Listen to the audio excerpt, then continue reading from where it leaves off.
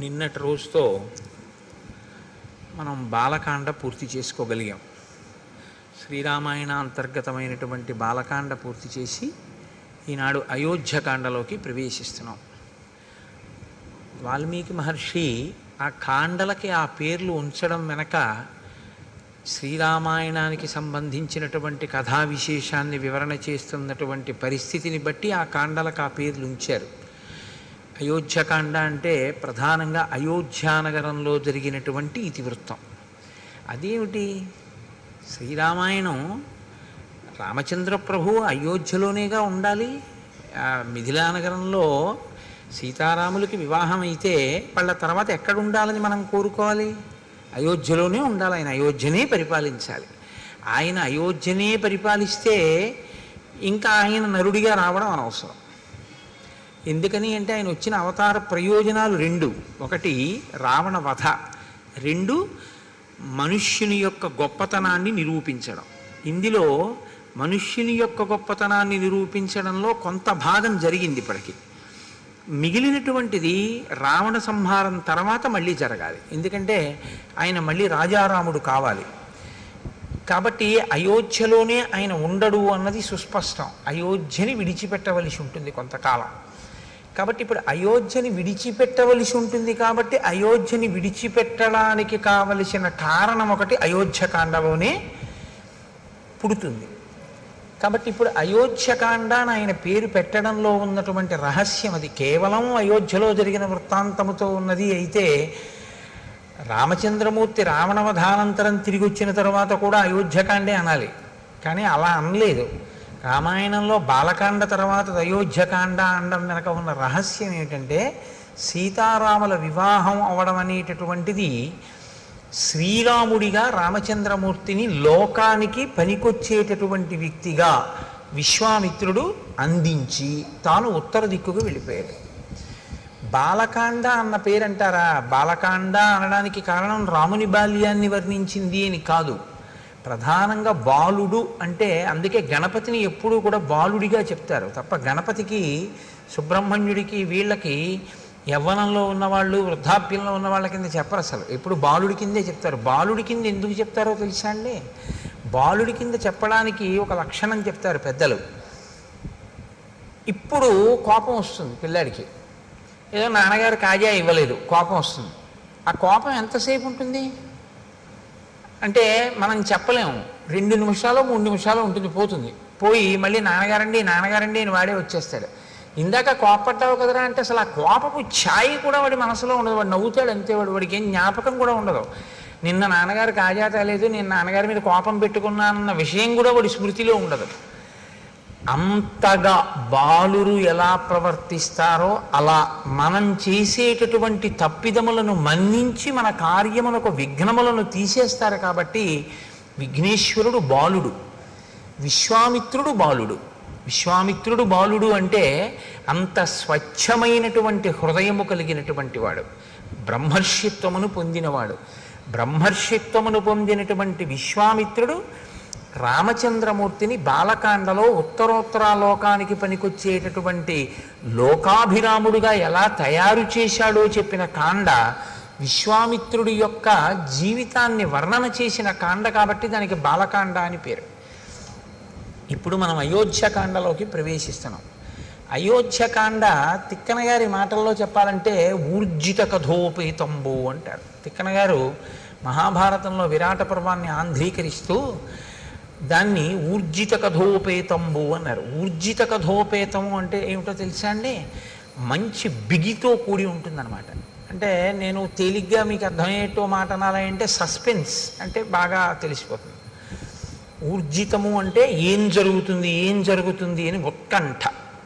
అన్నీ బాగున్నట్టుంటాయి కానీ ఎక్కడో ఏదో జరిగిపోతోందని అనుమానం. ఇది ఎటువైపు నుంచి వస్తుంది అన్నది తెలియదు. సాఫీగా నడిచిపోతున్నటువంటి కథ ముడిపడడం మొదలవుతుంది. ముడిపడి ఇది ఎక్కడ తేలుతుంది ఎలా తేలుతుంది అని శ్రోతయందు ఒక ఉత్కంఠని సృష్టిస్తుంది. అలా సృష్టించడం ఎక్కడ మొదలైందో దాన్ని ఊర్జిత కథ అని పిలుస్తారు. బాలకాండ ఊర్జిత కథ కాదు యథార్థానికి. ఎందుకంటే అసలు కొడుకులు లేరు, అశ్వమేధం చేస్తానంటే కొడుకు ఉడతాడా పుట్టడా అని మీకు అనుమానం ఏం లేదు. ఎందుకు లేదంటే వెంటనే సుమంత్రుడు చెప్పేశాడు, నేను విన్నానయ్యా ఇంతకుముందే బ్రహ్మమానసపుత్రుడు సనత్కుమారుడి దగ్గర నీ కొడుకు ఉడతాడని చెప్పేశాడు. ఋష్యశృంగుడు ఆశీర్వచనం చేసేశాడు, వశిష్ఠుడు ఆశీర్వచనం చేసేశాడు. కాబట్టి కొడుకులు పుట్టేస్తారు. కాబట్టి అందులో ఊర్జిత కథ అనడానికి ఏముంటుంది? బాలకాండలో ఏం ఉండదు. అయోధ్యకాండ దగ్గరికి వచ్చేటప్పటికి ఊర్జిత కథ. అయోధ్యకాండ ఊర్జిత కథగా మనకి ప్రయోజనం ఏమిటో తెలుసా అండి? మనం గృహస్థాశ్రమంలో ఉన్నటువంటి వాళ్ళం. గృహస్థాశ్రమం అనేటటువంటిది బ్రహ్మచర్యము తర్వాత స్వీకరింపబడేటటువంటి ఆశ్రమం. ఈ గృహస్థాశ్రమంలో ప్రధానంగా పురుషుడు లేదా యజమాని లేదా జీవుడు ఏం చేయాలంటే అర్ధకామములను ధర్మబద్ధం చేసుకుని వైరాగ్యాన్ని సంతరించుకునే ప్రయత్నం చెయ్యాలి. కాబట్టి ధర్మం అంతా గృహస్థాశ్రమంలోనే ఉంటుంది. పట్టుకోవలసింది, అనుష్ఠించవలసింది అంతా ఇక్కడే. బ్రహ్మచారిగా ఉన్నప్పుడు ఏమిటంటే గురువుగారి దగ్గర నేర్చుకోవడం ఒక్కటే ధర్మం, అంతే. అంతకు మించి ఇంకా బ్రహ్మచారికి ఏముంటుంది? ఇంకేం ఉండదు ఆయనకి. కానీ గృహస్థాశ్రమంలోకి వచ్చేటప్పటికి చాలా జటిలంగా ఉంటుంది ఆ స్థితి. చాలా జాగ్రత్తగా ఉండవలసి ఉంటుంది గృహస్థాశ్రమంలో. కాబట్టి ఇప్పుడు రాముడు గృహస్థాశ్రమ ప్రవేశం చేశాడు, సీతాదేవిని చేపట్టాడు. కాబట్టి ఇప్పుడు రాముడు ఒక గృహస్థుగా ఎలా ప్రవర్తించి చూపిస్తాడు.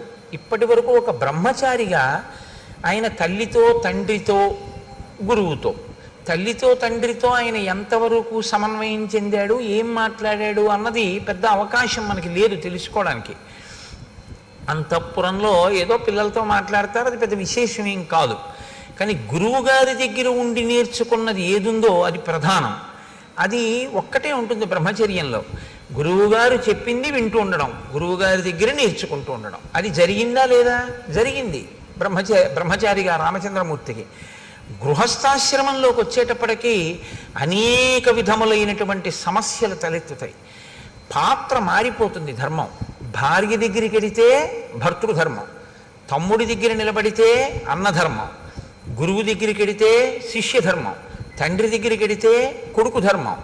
ఏ ధర్మానికి ఆ ధర్మాన్ని నిలబెట్టుకుంటూ అన్నిటికన్నా సమున్నతమైనటువంటి ధర్మం ఏదుందో, అంటే వేద ప్రోక్తమైనటువంటి ధర్మం ఏదుందో ఆ ధర్మంతో మిగిలినటువంటివి సమన్వయం చేసుకుంటూ వెడుతూ ఉండాలి.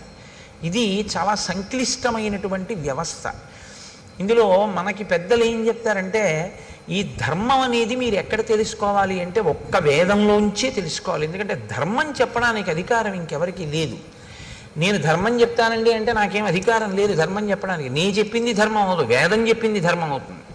వేదం చెప్పింది ధర్మం అయితే వేదం చదివి తెలుసుకోగలిగినటువంటి ప్రజ్ఞ ఇవాళ ఎంతమందికి ఉంటుంది? వేదంలో ధర్మం ఇలా ఉంది అని మనం ఎలా చెప్పగలం? చెప్పలేం. కాబట్టి ఋషులు ఏం చేశారంటే స్మృతులు కింద తీసుకొచ్చారు. గౌతముడు ఒక స్మృతి రచన చేశాడు, దాన్ని గౌతమ స్మృతి అంటారు. యాజ్ఞవల్కుడు ఒక స్మృతి చేశాడు, యాజ్ఞవల్క స్మృతి, అత్రి స్మృతి. ఇలా స్మృతులు వచ్చాయి. స్మృతులు ఏం చేస్తాయంటే వేదంలో ఉన్నటువంటి ధర్మసూత్రములను క్రోడీకరించి వాటిని అందంగా ఒక పొందికతో తీసుకొస్తారు. దానికి స్మృతి అని పేరు. శృతి స్మృతి రెండు విరుద్ధంగా ఉండవు. శృతిని స్మృతి అనుసరిస్తుంది. శృతిని స్మృతి ఎక్కడైనా తిరస్కరిస్తే దాన్ని మనం పాటించవలసిన అవసరం ఉండదు, ఎందుకంటే అది ధర్మ విరుద్ధం అవుతుంది. అసలు ధర్మ విరుద్ధమైన విషయాన్ని ఋషి ప్రతిపాదించడం. కాబట్టి శృతికి స్మృతికి మధ్యలో ఏదైనా భేదం ఉందా అంటే అది ఉన్నట్టు నీకు కనపడుతోందేమో, కానీ పెద్దల దగ్గర ఆశ్రయించి నువ్వు తెలుసుకుంటే ఆ భేదం ఉండే అవకాశం పెద్దగా ఏముండదు. ఋషి ఎప్పుడూ మన ప్రయోజనం కొరకే మాట్లాడతారు. కాబట్టే రఘువంశ కావ్యంలో కాళిదాసు గారు ఓ మాట అంటాడు, వేదాన్ని స్మృతి ఎలా అనుసరించిందో అలా నందినీ ధేనువుని దిలీప మహారాజు అనుసరించాడు అన్నాడు. శృతేరివార్థం స్మృతి రన్వగచ్చత్ అన్నాడు. శృతి యొక్క అర్థం వేదం ఏం చెప్పిందో దాన్ని స్మృతి అనుసరించినట్లు దిలీపుడు ఆ గోవుని నందినీ ధేనువుని అనుసరించాడు అన్నాడు. కాబట్టి ఇప్పుడు ధర్మాన్ని పాటించాలి, స్మృతులన్నా తెలిసి ఉండాలి, వేదమన్నా తెలిసి ఉండాలి. నాకు వేదము తెలియదు, స్మృతులు తెలియదు, మరి ఏం తెలుసుకుంటే ధర్మం తెలుస్తుంది? వేదోపబ్రహ్మణమైనటువంటి రామాయణంలో రాముడు ధర్మమూర్తి అయ్యాడు. ఎలా అయ్యాడు? పుట్టుక చేత ధర్మమూర్తి కాలేదు, ధర్మాన్ని అనుష్ఠించి ధర్మమూర్తి అయ్యాడు. కాబట్టి ఇప్పుడు నీవు శ్రీరామాయణం అయోధ్యకాండ ప్రత్యేకించి బాగా అర్థమైతే నీకు అనేకమైనటువంటి ధార్మిక విషయముల మీద అనుమానాలు తీరిపోతాయి. కానీ మీరు దాన్ని చాలా జాగ్రత్తగా అర్థం చేసుకోవలసి ఉంటుంది. అర్థం చేసుకుంటే మాత్రం అసలు గృహస్థాశ్రమంలో ఎలా బ్రతకాలి, ఎలా ఉంటాయి విషయాలు అన్నదాన్ని అసలు అయోధ్యకాండ ఆవిష్కరించినట్లుగా శ్రీరామాయణంలో మిగిలిన కాండలు చూపించలేవు. ఎందుకంటే సుందరకాండ ఉపాసన కాండ, అయోధ్యకాండ గృహస్థాశ్రమ ధర్మములను వివరించేటటువంటి కాండ. అందుకే అయోధ్యకాండ ప్రధానంగా ఎవరు విని తీరాలి అంటే గృహస్థాశ్రమంలో ఉన్నటువంటి వాళ్ళందరూ వినాలి, గృహస్థాశ్రమంలోకి వెళ్ళే వాళ్ళందరూ వినాలి. అంటే మినహాయింపు ఎవరికి ఉంటుంది? బహుశः ఉంటే శ్రీరామాయణాన్ని ఆదరణతో వినేటటువంటి సన్యాసికి తప్ప మిగిలిన వాళ్ళందరూ వినవలసింది. అంత గొప్ప కాండ అయోధ్యకాండ. కాబట్టి ఊర్జిత కథోపేతంబు ఇక్కడే రసకందాయంగా ఉంటుంది. అంటే కథ ఒక కొత్త పుంత తొక్కి అవతార ప్రయోజనం వైపుకి నడుస్తుంది. అది ఎలా నడుస్తుందో, ఎంత గమ్మత్తుగా నడుస్తుందో మీరు ఇప్పుడు అవధరించేటటువంటి ప్రయత్నం చేద్దురు. కానీ నిన్నటి రోజున మీతో నేను ఒక మాట అని పూర్తి చేశాను. అన్ని ఋతువుల యందు సుఖములను అనుభవించారు సీతారాములు అంటూ నేను బాలకాండని పూర్తి చేశాను. అన్ని ఋతువుల యందు సుఖమును అనుభవించుట, ఈ మాట కొంచెం జాగ్రత్తగా మీరు పట్టుకోవాలి. మీకు సుఖంగా ఉందా అండి అంటుంటాడు. ఈ ఫ్యాన్ పెట్టి మీకు సుఖంగా ఉందా అండి అంటారు. అంటే మీరు బాగా గుర్తుపెట్టుకోండి, అది ద్వంద్వము అని గుర్తు. ఖ అంటే ఆకాశం, సంస్కృతంలో ఖ అంటే ఆకాశం. ఆకాశానికి మార్పు ఏమి ఉండదు అసలు, అది ఎప్పుడు అలాగే ఉండదు. దానిలో మబ్బులు వచ్చాయనుకోండి, మీకు ఇప్పుడు ఆకాశము మేఘావృతమైంది, ఆకాశంలో మబ్బులు తొలగిపోయాయి అనుకోండి, ఆకాశము నిర్మలంగా ఉంది. ఆకాశం ఏమైనా మారిందా? ఆకాశం ఏం మారలేదు. మబ్బులు కమ్మాయి, మబ్బులు పోయాయి. ఖ అంటే ఆకాశం, సు ఖ అంటే మనస్సు, ఖ అంటే ఆకాశం, సు ఖ అంటే బాగున్నట్టు నీకుంటే సుఖ. ఆ సు కాసేపటికి బాగుండనట్టు అనిపిస్తే దుఃఖ. ఖ అలాగే ఉంది, ముందున్న సు మారింది, దు మారింది, అంతే. ఇది పట్టుకోవడమే వైరాగ్యం వైపు వెళ్ళడానికి మొదటి మెట్టు. ఎందుకంటే సు ఎప్పుడూ సుగా ఉండిపోయింది అనుకోండి, సత్యమై కూర్చుంటుంది. అంటే మీకు నేను ఉదాహరణ చెప్పాలి అంటే, నేను అయోధ్యకాండ రాత్రి 11 అయినా చెప్తున్నాను అనుకోండి, మీకు సు దు అవుతుంది. ఎందుకంటే 6:30కి మొదలెట్టింది బాగుంటుంది, 8:30 తర్వాత కొంచెం సు చెరగడం మొదలవుతుంది. 10 అంటే నాకు మీ విషయంలో అలా అనిపించట్లేదు, ఎందుకంటే ఎంత చెప్పినా వింటున్నారు. రాత్రి 12కు కూడా నేను చెప్పడం మొదలెట్టాను అనుకోండి, ఏమో దు అవుతుందేమో, దేడు వీడి వదిలిపెట్టడా ఏమిటి మన్నని. కాబట్టి అప్పటి వరకు బాగున్నది అప్పుడు ఎందుకు బాగోలేదు అంటే, అప్పటికి కావలసినటువంటిది ఒకటి ఆవశ్యకమైపోయి దానికి ఇది ప్రతిబంధకం అయిపోయింది. అప్పుడు ఈ సు దు అవుతుంది. ఈ సు దు రెండు తీసేసి ఖాగా ఉండిపోయాడు అనుకోండి, వాడే జ్ఞాని, అంతే. ఇది మీరు పట్టుకోవడంలోనే ఉంటుంది. కాబట్టి అన్ని ఋతువులలోనూ సుఖం అనుభవించేది అంటే, ఆయా ఋతువులలో ఏది తీసుకుని ఎలా ఉంటే సంతోషంగా ఉంటుందో అలా వాళ్ళు ఉన్నారు. శీతాకాలంలో ఏసీ వేసుకు పడుకున్నాడు అనుకోండి, పిచ్చాడు అనుకుంటారు. వేసవి కాలంలో ఏసీ వేసుకు పడుకుంటే సుఖంగా ఉందంటాడు. అంటే ఏ ఋతువులో దేన్ని వాడుకుంటే మనసుకి సంతోషంగా ఉంటుందో అలా వాళ్ళు గడిపారు. అంటే సీతారాములు సంతోషంగా ఉన్నారా? మీకు అనుమానమా? అన్ని ఋతువులలోనూ సంతోషంగా ఉన్నారంటే 365 రోజులు సంతోషంగానే ఉన్నారు. ఇప్పుడు ఈ సంతోషానికి అడ్డేదైనా వచ్చిందనుకోండి, బాగా గమనించండి నేను చెప్పే మాటని. ఇప్పుడు ఈ సంతోషానికి అన్ని ఋతువులలో సీతారాములు సంతోషంగా ఉన్నారు. ఇప్పుడు సీతారాములు అడవికి వెళ్ళిపోతారు. పెద్ద విచిత్రం ఏంటంటే, మీకు తెలియదా నాకు తెలియదా, నేను దాచిపెట్టవలసిన అవసరం ఏముంది అందులో, నేను దాచిపెడితే మాత్రం మీకు తెలియదా? అడవికి వెళ్ళిపోయారు. అడవికి వెళ్ళిపోతే మీరు నేను ఏం చేస్తామంటే ఇలా వేళ్ళు విరిచి అయ్యయ్యయ్యో ఎంత పని చేసిందండి మందర, ఎంత పని చేసిందండి కైకమ్మ, రాముడు అడవికి వెళ్ళిపోయాడు, పాపం ఎంత కష్టపడుతున్నాడో అంటాం. ఆయనకి అది సూ కాదు, దూ కాదు, ఆయన అందుకని నవమి నాడు పుట్టాడు. ఆయన ఏమంటాడంటే, మా నాన్నగారిని సత్యంలో నిలబెట్టి నా ధర్మాన్ని నేను పోషించాను కాబట్టి నాకు సంతోషం అంటాడు.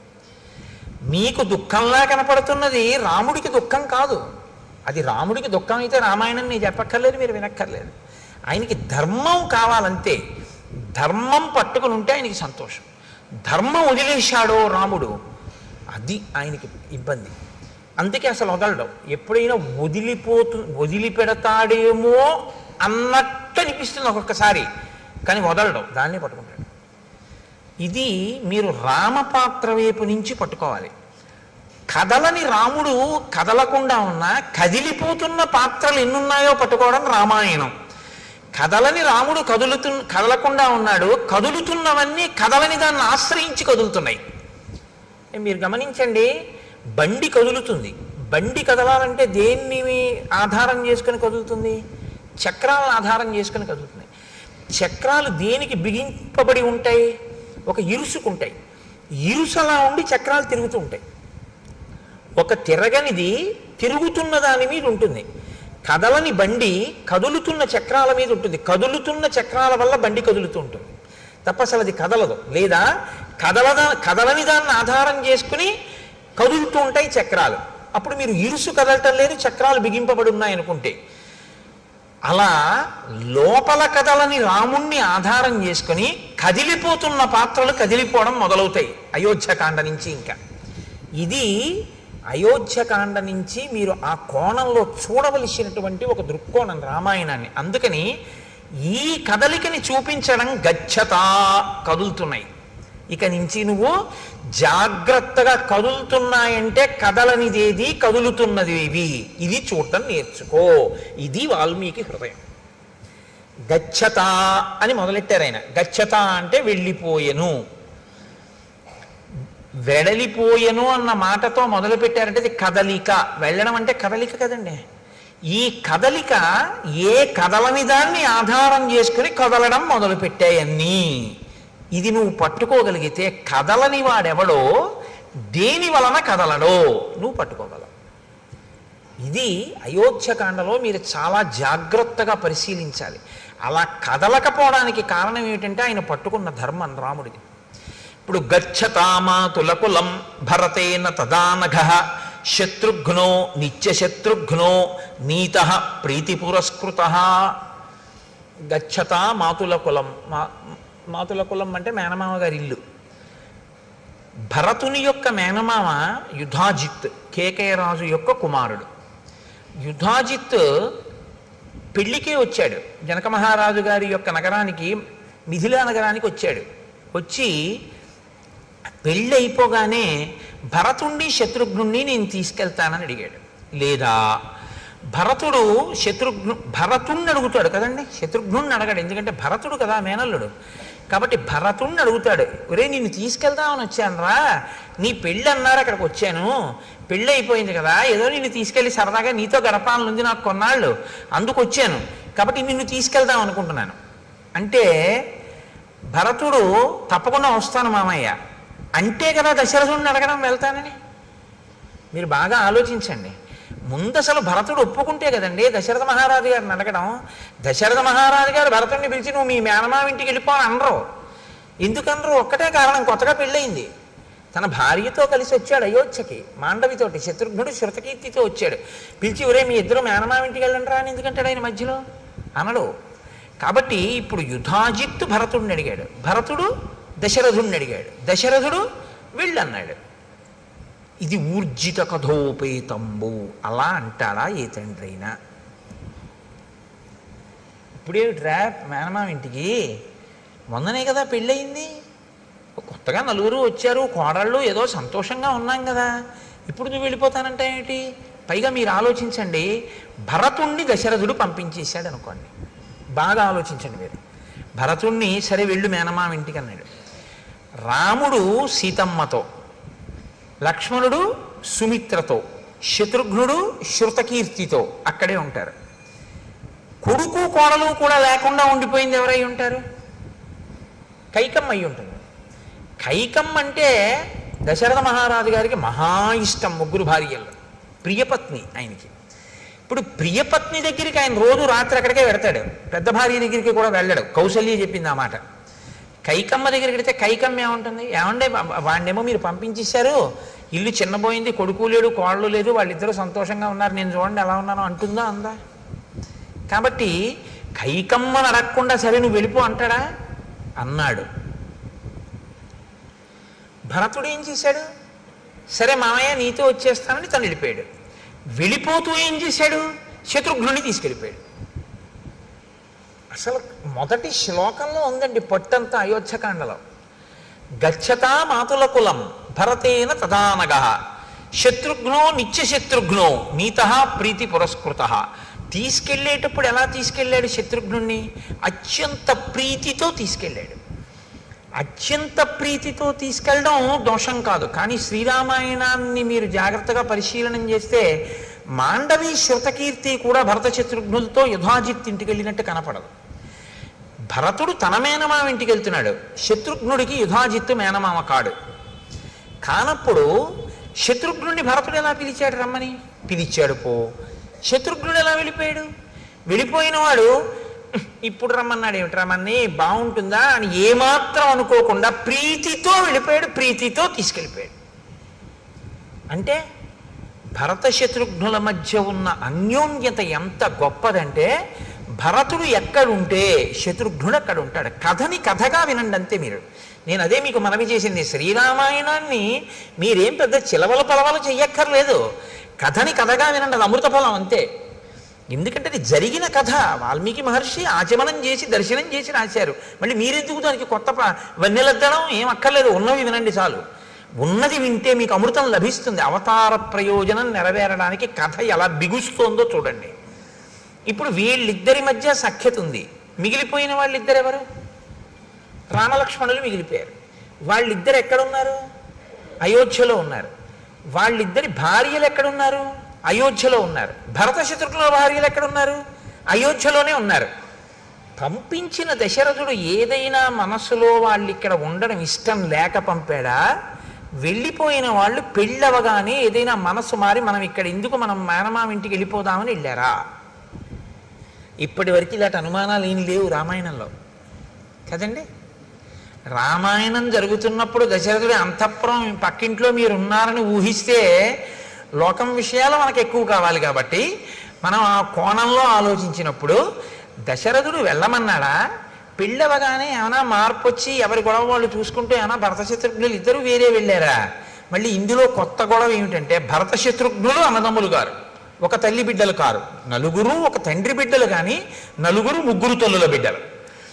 ఇందులో రామలక్ష్మణులు ఓ తల్లి బిడ్డలు మిగిలిపోయి శత్రుఘ్నులు ఓ తల్లి బిడ్డ వెళ్ళిపోతే ఏదో ప్రమాదాన్ని మీరు శంకించవచ్చు.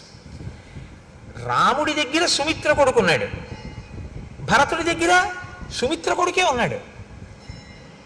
సుమిత్రకి ఇద్దరు బిడ్డలు, లక్ష్మణుడు శత్రుఘ్నుడు.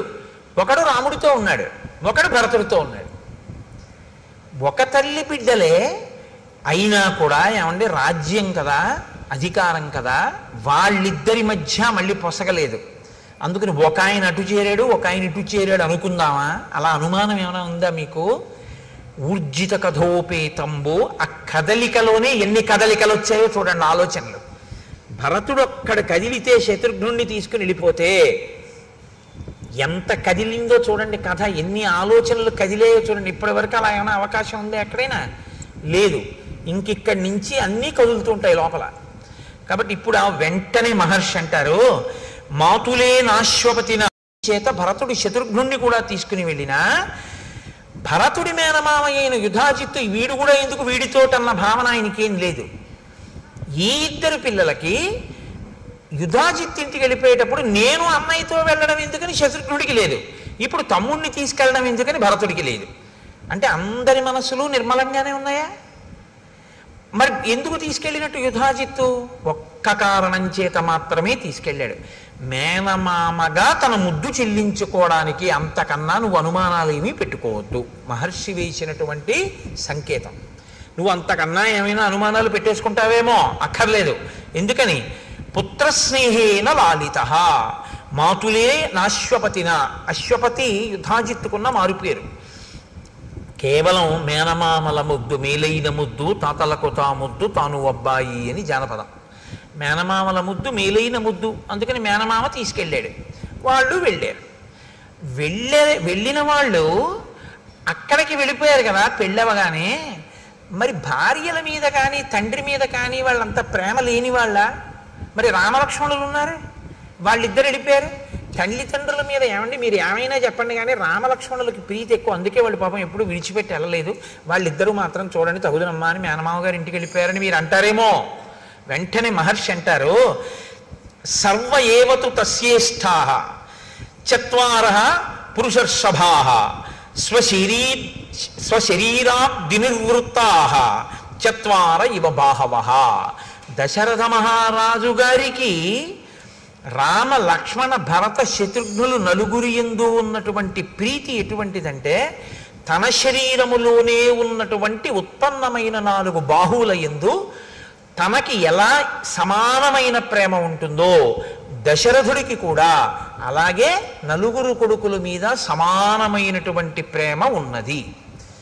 అంతే తప్ప భరత శత్రుఘ్నుల మీద తక్కువ ప్రేమ, రామలక్ష్మణుల మీద తక్కువ ప్రేమ అలా ఏం ఆయనకి లేదు. ఆయన మేనమామ పిలిచాడు, పంపించాడు. రామలక్ష్మణులు ఉన్నారు. శత్రుఘ్నుడు ఎప్పుడు భరతుడిని విడిచిపెట్టి ఉండడు, వెళ్ళిపోయాడు. లక్ష్మణుడు రాముడిని విడిచిపెట్టి ఉండడు, రాముడితో పాటు అంతఃపురంలో ఉండిపోయాడు. అంతవరకే. కాబట్టి భ్రాతరౌ స్మరతాం వీరో వృద్ధం దశరథం నృపం. వెళ్ళిన భరత శత్రుఘ్నులు ఎప్పుడూ దశరథ మహారాజు గారిని తలుచుకుంటూ ఉంటారు. ఎందుకు తలుచుకుంటూ ఉంటారు అంటే, నాన్నగారు పెద్దవారు అయిపోయారు, అది కారణం. వృద్ధం, అరే నాన్నగారు పెద్దవారు అయిపోయారే, మనం మామయ్య ఇంటికి వచ్చాం, సంతోషంగా గడుపుతున్నాం. కానీ పెద్ద ఆయన పాపం నాన్నగారి దగ్గర మనం ఉంటే నాన్నగారు సంతోషించి ఉండేవారు, నాన్నగారికి మనం శుశ్రూష చేసి ఉండేవాళ్ళం, ఇక్కడికి వచ్చాం, పెద్దవారు నాన్నగారు ఎలా ఉన్నారో అని వాళ్ళు నాన్నగారిని తలుచుకుంటూ ఉంటారు తప్ప వాళ్ళకి ఇంకా ఏ విధమైనటువంటి అన్యమైన ఆలోచన వాళ్ళకి లేదు. దశరథుడికి ఉన్నట్టు కనపడదు, యుధాజిత్తుకి లేదు, రామలక్ష్మణులకి లేదు, కానీ కదిలారు. కదలిక మాత్రం సంభవించింది. తేషామపి మహాతేజ రామో రతికర పితుః స్వయం భూరివ భూతానాం బభూవ గుణవత్తరః. ఈ అంతఃపురంలో రామలక్ష్మణులు ఉన్నప్పుడు దశరథ మహారాజు గారు పరిపూర్ణమైనటువంటి తృప్తినే పొందుతున్నాడు. ఎందుకు పొందుతున్నాడు అంటే, నలుగురు కొడుకులైనా అందులో పెద్దవాడైనటువంటి రామచంద్రమూర్తి యొక్క గుణముల శోభ అటువంటిది. మహాతేజ, గొప్ప తేజోవంతుడు. రామో రతికర పితుః, తండ్రికి సర్వకాలముల యందు తృప్తిని కలిగించేటటువంటి మనస్తత్వం ఉన్నవాడు. స్వయంభూరివ భూతానాం బభూవ గుణవత్తరః, ఆయన పరాక్రమశాలి, పైగా అందరి చేత కూడా అన్ని భూతములకు కూడా ప్రీతిపాత్రుడు. అటువంటి రాముడు అంతఃపురంలో ఉన్నాడు. సహి రూపోపపన్నశ్చ వీర్యవాననసూయకః భూమా వనుపమః సూనుః గుణైర్దశరథోపమః. ఆయన గొప్ప రూపవంతుడు రామచంద్రమూర్తి, వీర్యవంతుడు అన్న మాటని మీరు కొంచెం జాగ్రత్తగా అర్థం చేసుకోవాల్సి ఉంటుంది. వీర్యవాన్ అని సంస్కృతంలో ఎందుకంటారంటే, వీర్యవాన్ అంటే అర్థం ఏంటంటే, శత్రువులతో యుద్ధం చేసేటప్పుడు తాను లోపల ఏ విధంగానూ నీరసపడకుండా, అంటే 1000 మంది వచ్చి మీద పడ్డారనుకోండి, కొట్టేస్తే మళ్ళీ 1000 మంది వచ్చారనుకోండి, ఇలా ఎంతసేపు యుద్ధం చేయని, ఇలా వచ్చి మీద పడుతూనే ఉన్నారని లోపల తాను కుందకుండా ఎంతో ప్రీతితో రెట్టించిన ఉత్సాహంతో లోపల తనని తాను నిలబెట్టుకుంటూ ఎదుటివాడితో పోరాటం చెయ్యగలిగినటువంటి వీరుణ్ణి వీర్యవాన్ అని పిలుస్తారు. కాబట్టి అటువంటి వీర్యవంతుడైన, అనసూయకః, ఇతరుల మీద అసూయతో ఉండేటటువంటి లక్షణం ఉన్నటువంటి వాడు కాడు. భూమా అనుపమః సూనుః, ఈయన పోల్చి చెప్పడానికి వీలు లేనటువంటి కుమారుడు. గుణైర్ దశరథోపమః, దశరథుని యొక్క కుమారుడైనటువంటి రామచంద్రమూర్తి అన్ని గుణముల చేత శోభించి అందరి యొక్క మన్ననలను పొంది ఉన్నాడు. అంటే ఇప్పుడు మీరు ఒక విషయాన్ని గుర్తుపెట్టుకోవాలంటే, రాముడు పుట్టినప్పుడు ఇవన్నీ చెప్పారు కదా, ఇప్పుడు ఎందుకు చెప్తున్నారు ఇప్పుడు మళ్ళీ అయోధ్యకాండలో ఇది మహర్షి ఊరకనే చెప్తున్న మాటలు కావు. ఇప్పుడు రాముడు పెద్దవాడయ్యాడు, ఇప్పుడు రాముడు యవ్వనంలో ఉన్నాడు, ఇప్పుడు రాముడు గృహస్థాశ్రమంలో ఉన్నాడు, ఇప్పుడు రాముడు భార్యాయుతుడై ఉన్నాడు, ఇప్పుడు రాముడు పెద్దవాడయ్యాడు. పెద్దవాడైనటువంటి రాముడు తన గుణముల చేత ప్రజలతోటి ఏమనిపించుకుంటున్నాడు? పెద్దవాడైన రాముడు గురువుల యొక్క హృదయంలో ఎలా ఉన్నాడు? పెద్దవాడైన రాముడు బ్రాహ్మణుల యొక్క హృదయంలో ఎలా ఉన్నాడు? పెద్దవాడైన రాముడు విద్వాంసుల హృదయంలో ఎలా ఉన్నాడు? పెద్దవాడైన రాముడు ఏమీ తెలియనటువంటి ఆడవాళ్ళ యొక్క మనసులలో ఎలా ఉన్నాడు? ఆడవాళ్ళ మనసులలో అన్న మాట నేను ప్రత్యేకంగా ఎందుకంటున్నానంటే, వాళ్ళు కేవలం ఇంటికి పరిమితమై కేవలం భర్తని అనుగమించేటటువంటి పాతివృత్యము కలిగినటువంటి స్త్రీలు కాబట్టి అసలు పరపురుషుడి గురించి ఆలోచనే ఉండదు. అటువంటి వాళ్ళు తన భర్త తన బిడ్డల గురించి మాత్రమే ఆలోచించే లక్షణం ఉండేటంతగా శుద్ధమైన మనస్సుతో ఉండేటటువంటి తరుణ వయస్సులో ఉన్న స్త్రీలు, అంటే యవ్వనంలో ఉన్నవారు వృద్ధులైన వారు కూడా రాముడి గురించి ఏమనుకుంటుంటారు. ఇది రాముడు యవ్వనంలోకి వచ్చే లోపల గెలుచుకున్న మనసుల యొక్క స్థితి. ఎంతమందితో ఆయన సమన్వయమయ్యాడో, ఎంతమంది మనసు చూరగొన్నాడో, ఎంతమంది మనసు చూరగొనలేకపోయాడో మీరు చూడాలి. ఎందుకంటే మీరు ఒకటి చూడండి, లోకంలో ఏ ఒక్కడు అందరి మనసు చూరగొనడం అనేటటువంటిది సంభవం అయ్యే విషయం ఎప్పుడూ కాదు, ఎప్పుడూ కాదు, రాముడికి కూడా కాదు. మీరు చాలా జాగ్రత్తగా చెప్పాలి ఆ మాట. ఎందుకో తెలుసా? మహర్షి ఈ సర్గలో ఏం చెప్తారంటే, రాముణ్ణి మెచ్చుకోని వాడు లేడు అని చెప్తారు. కొన్ని సర్గలు దాటగానే ఎవ్వరికీ కనపడనన్ని అవగుణములు మందరికి కనపడ్డాయి. అంటే ఉన్నదా లేదా ఒక్కతైనా? ఆ తర్వాత ఆయన వల్ల భయపడవలసిన స్థితిగా కైకమ్మకి కనపడింది. ఒకరిద్దరయ్యారా లేదా? కాబట్టి మీ ప్రయత్నంతో మీరు గెలుచుకోవడం సాధ్యం కాదు. మీ మంచితనాన్ని అర్థం చేసుకోగలిగిన స్థితి కూడా లోకానికి ఉండాలి.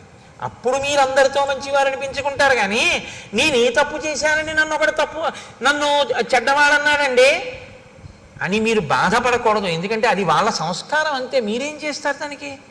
రాముడు అంత జాగ్రత్త తీసుకున్నాడు. ఊరుకున్నాడా రజకుడు? ఎక్కడో ఏడాది పాటు సీతమ్మ తల్లిని రావణాసురుడు కొలువుకూటంలో ఉన్నదాన్ని తీసుకొచ్చి ఏలుకున్నటువంటి వెర్రి రాముడు నేను అటువంటి వాణ్ణి కానన్నాడు. అన్నాడా లేదా? అగ్ని పరీక్ష చేస్తే మాత్రం ఊరుకున్నాడా? అనేవాడు అంటూనే ఉంటాడు. ఆ అన్నవాడు ఎన్నాళ్ళు అన్నాడని అడిగారు. పుర్రె మారిపోయిందేమో కానీ వాడికి ఆ వాచాలత్వం అలవాటు ఉండిపోయి ఆయన ద్వాపరయుగం వరకు అంటూనే ఉన్నాడు. ఆఖరికి కృష్ణుడు కనబడితే కూడా అన్నాడు.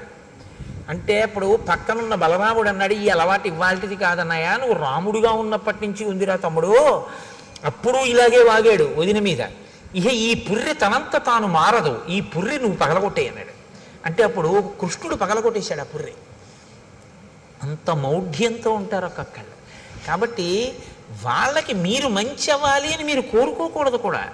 మీరు ధర్మపదంలో ఉన్నారా లేరా? అంతేగాని నాకు 198 మందే మంచివారు అన్నారండి, 2 ఓట్లు రాలేదని దాని గురించి బాధపడిపోకూడదు. అలా ఉండదు లోకంలో. ధర్మాన్ని మీరు పట్టుకున్నారా లేదా అంతవరకు. కాబట్టి నతు నిత్యం ప్రశంతాత్మ మృదుపూర్వంతు భాషతే ఉచ్యమానోపి పరుషం నోత్తరం ప్రతిపద్యతే. రాముడి గురించి వినడం అంటే గృహస్థాశ్రమంలో ఉన్నవాడు నేర్చుకోవలసిన విషయాన్ని మీరు పట్టుకోవలసి ఉంటుంది. సతు నిత్యం ప్రశాంతాత్మ, ఆయన ఎప్పుడూ ప్రశాంతమైనటువంటి స్థితిలో ఉంటాడు. ఇది కొంచెం మీరు జాగ్రత్తగా పట్టుకోవాలి. నేను ప్రశాంతంగా ఉన్నానండి, మీరు వచ్చి నన్ను తిట్టారు, నా మనసు పాడైపోయింది. ఇప్పుడు బాగా గుర్తుపట్టండి, నేను మీ తిట్లు పుచ్చుకోలేదు. ఏమైంది? మీరు పాడయ్యారు కదా. ఇన్ని తిట్టినా వాడు చూడరా హాయిగా వెళ్ళిపోతున్నాడు, వాడు ఏం పట్టించుకోవడం, ఇంకా బీపీ మీకే వస్తుంది కదా. అంటే ఏది పుచ్చుకోవచ్చో ఏది పుచ్చుకోకూడదో దాన్ని పుచ్చుకోవలసిన దాన్ని పుచ్చుకోక్కర్లేదనుకున్న దాన్ని పుచ్చుకోక్కర్లేకుండా పక్కగా వదిలేయగలిగిన ప్రజ్ఞ అంటే అది సద్విమర్శ అయి మంచి అయితే పుచ్చుకుని, అప్పుడు అది మీరు తీసుకోవాలి, ఇది మనం మార్చుకోవలసింది అనుకుంటే పుచ్చుకుని మార్చుకుంటారు, బాధపడవలసిన అవసరం ఉంది. ఇది మనం పుచ్చుకోవలసిన అవసరం ఉన్నది కాదు అనుకుంటే మీరు దాన్ని వదిలిపెట్టేస్తారు. ఇప్పుడు బాధపడవలసిన అవసరమే ఉంది. మీరు పట్టుకున్నారో లేదో. అలా ఉంటే మీరు ప్రశాంతాత్మ. అలా కాకుండా మీకు పనికొచ్చేదే చెప్పాడు ఒక ఆయన, ఏమంటే అలా ఉండకండి, కొంచెం మీరు అనుకుంటున్నారు కానీ కాస్త మీరు అలా ఉండడం వల్ల ఇబ్బంది ఉంటుంది, మీరు కొంచెం ఆ పద్ధతి మార్చుకుని ఇలా ఉండండి అన్నాడు. మీరు కొంచెం పరిశీలన చేస్తే నిజమే, నేను అలా చేయడం కన్నా ఇలా చేస్తే బాగుంటుందేమో అనిపించింది, అప్పుడు మీరు అలా చేయండి, ప్రశాంతాత్మ. మీరు నాకు ఆయన చెప్పడం ఏంటి, నాకు నన్ను ఆయన అలా అనడం ఏంటి అని పీక్కున్నారు అనుకోండి, అశాంతాత్మ, అశాంతి. ఇప్పుడు అది మనం పుచ్చుకోవలసింది లేదు, ఆయనకి తెలియదు పాపం, ఏం మాట్లాడాలో తెలియదు, కాబట్టి ఏదో మాట్లాడాలనుకుని మాట్లాడేశాడు అంతే. కాబట్టి దాని గురించి పెద్ద చింత లేదు, వదిలిపెట్టేసి అక్కడతో. ఇప్పుడు ప్రశాంతాత్మ కదా. ఇది మిమ్మల్ని బట్టి ప్రశాంతాత్మ కానీ పక్కవాడిని బట్టి ప్రశాంతాత్మ ఎప్పుడూ ఉండదు. అలా అయితే నేను ఏం చేయాలో తెలుసా అండి, అసలు మనిషి అన్నవాడు కనపడని చోటుకు పారిపోవాలి నేను ప్రశాంతంగా ఉండాలంటే. అది సంభవం అండి గృహస్థాశ్రమంలో. తెల్లారులేస్తే కొడుకుంటాడు, భార్య ఉంటుంది, బిడ్డలు ఉంటారు, పాలవాడు ఉంటాడు, పూలవాడు ఉంటాడు, ఉద్యోగానికి వెడతాం, అధికారులు ఉంటారు, అందరూ ఉంటారు, అందరితోటి సమన్వయం అవ్వాలి. అందరితోనూ సమన్వయం అవుతూ మీరు ప్రశాంతాత్మ. అలా ఉండాలంటే ఇది మీకు రావాలి, మీకు వస్తే మీరు ప్రశాంతాత్మ.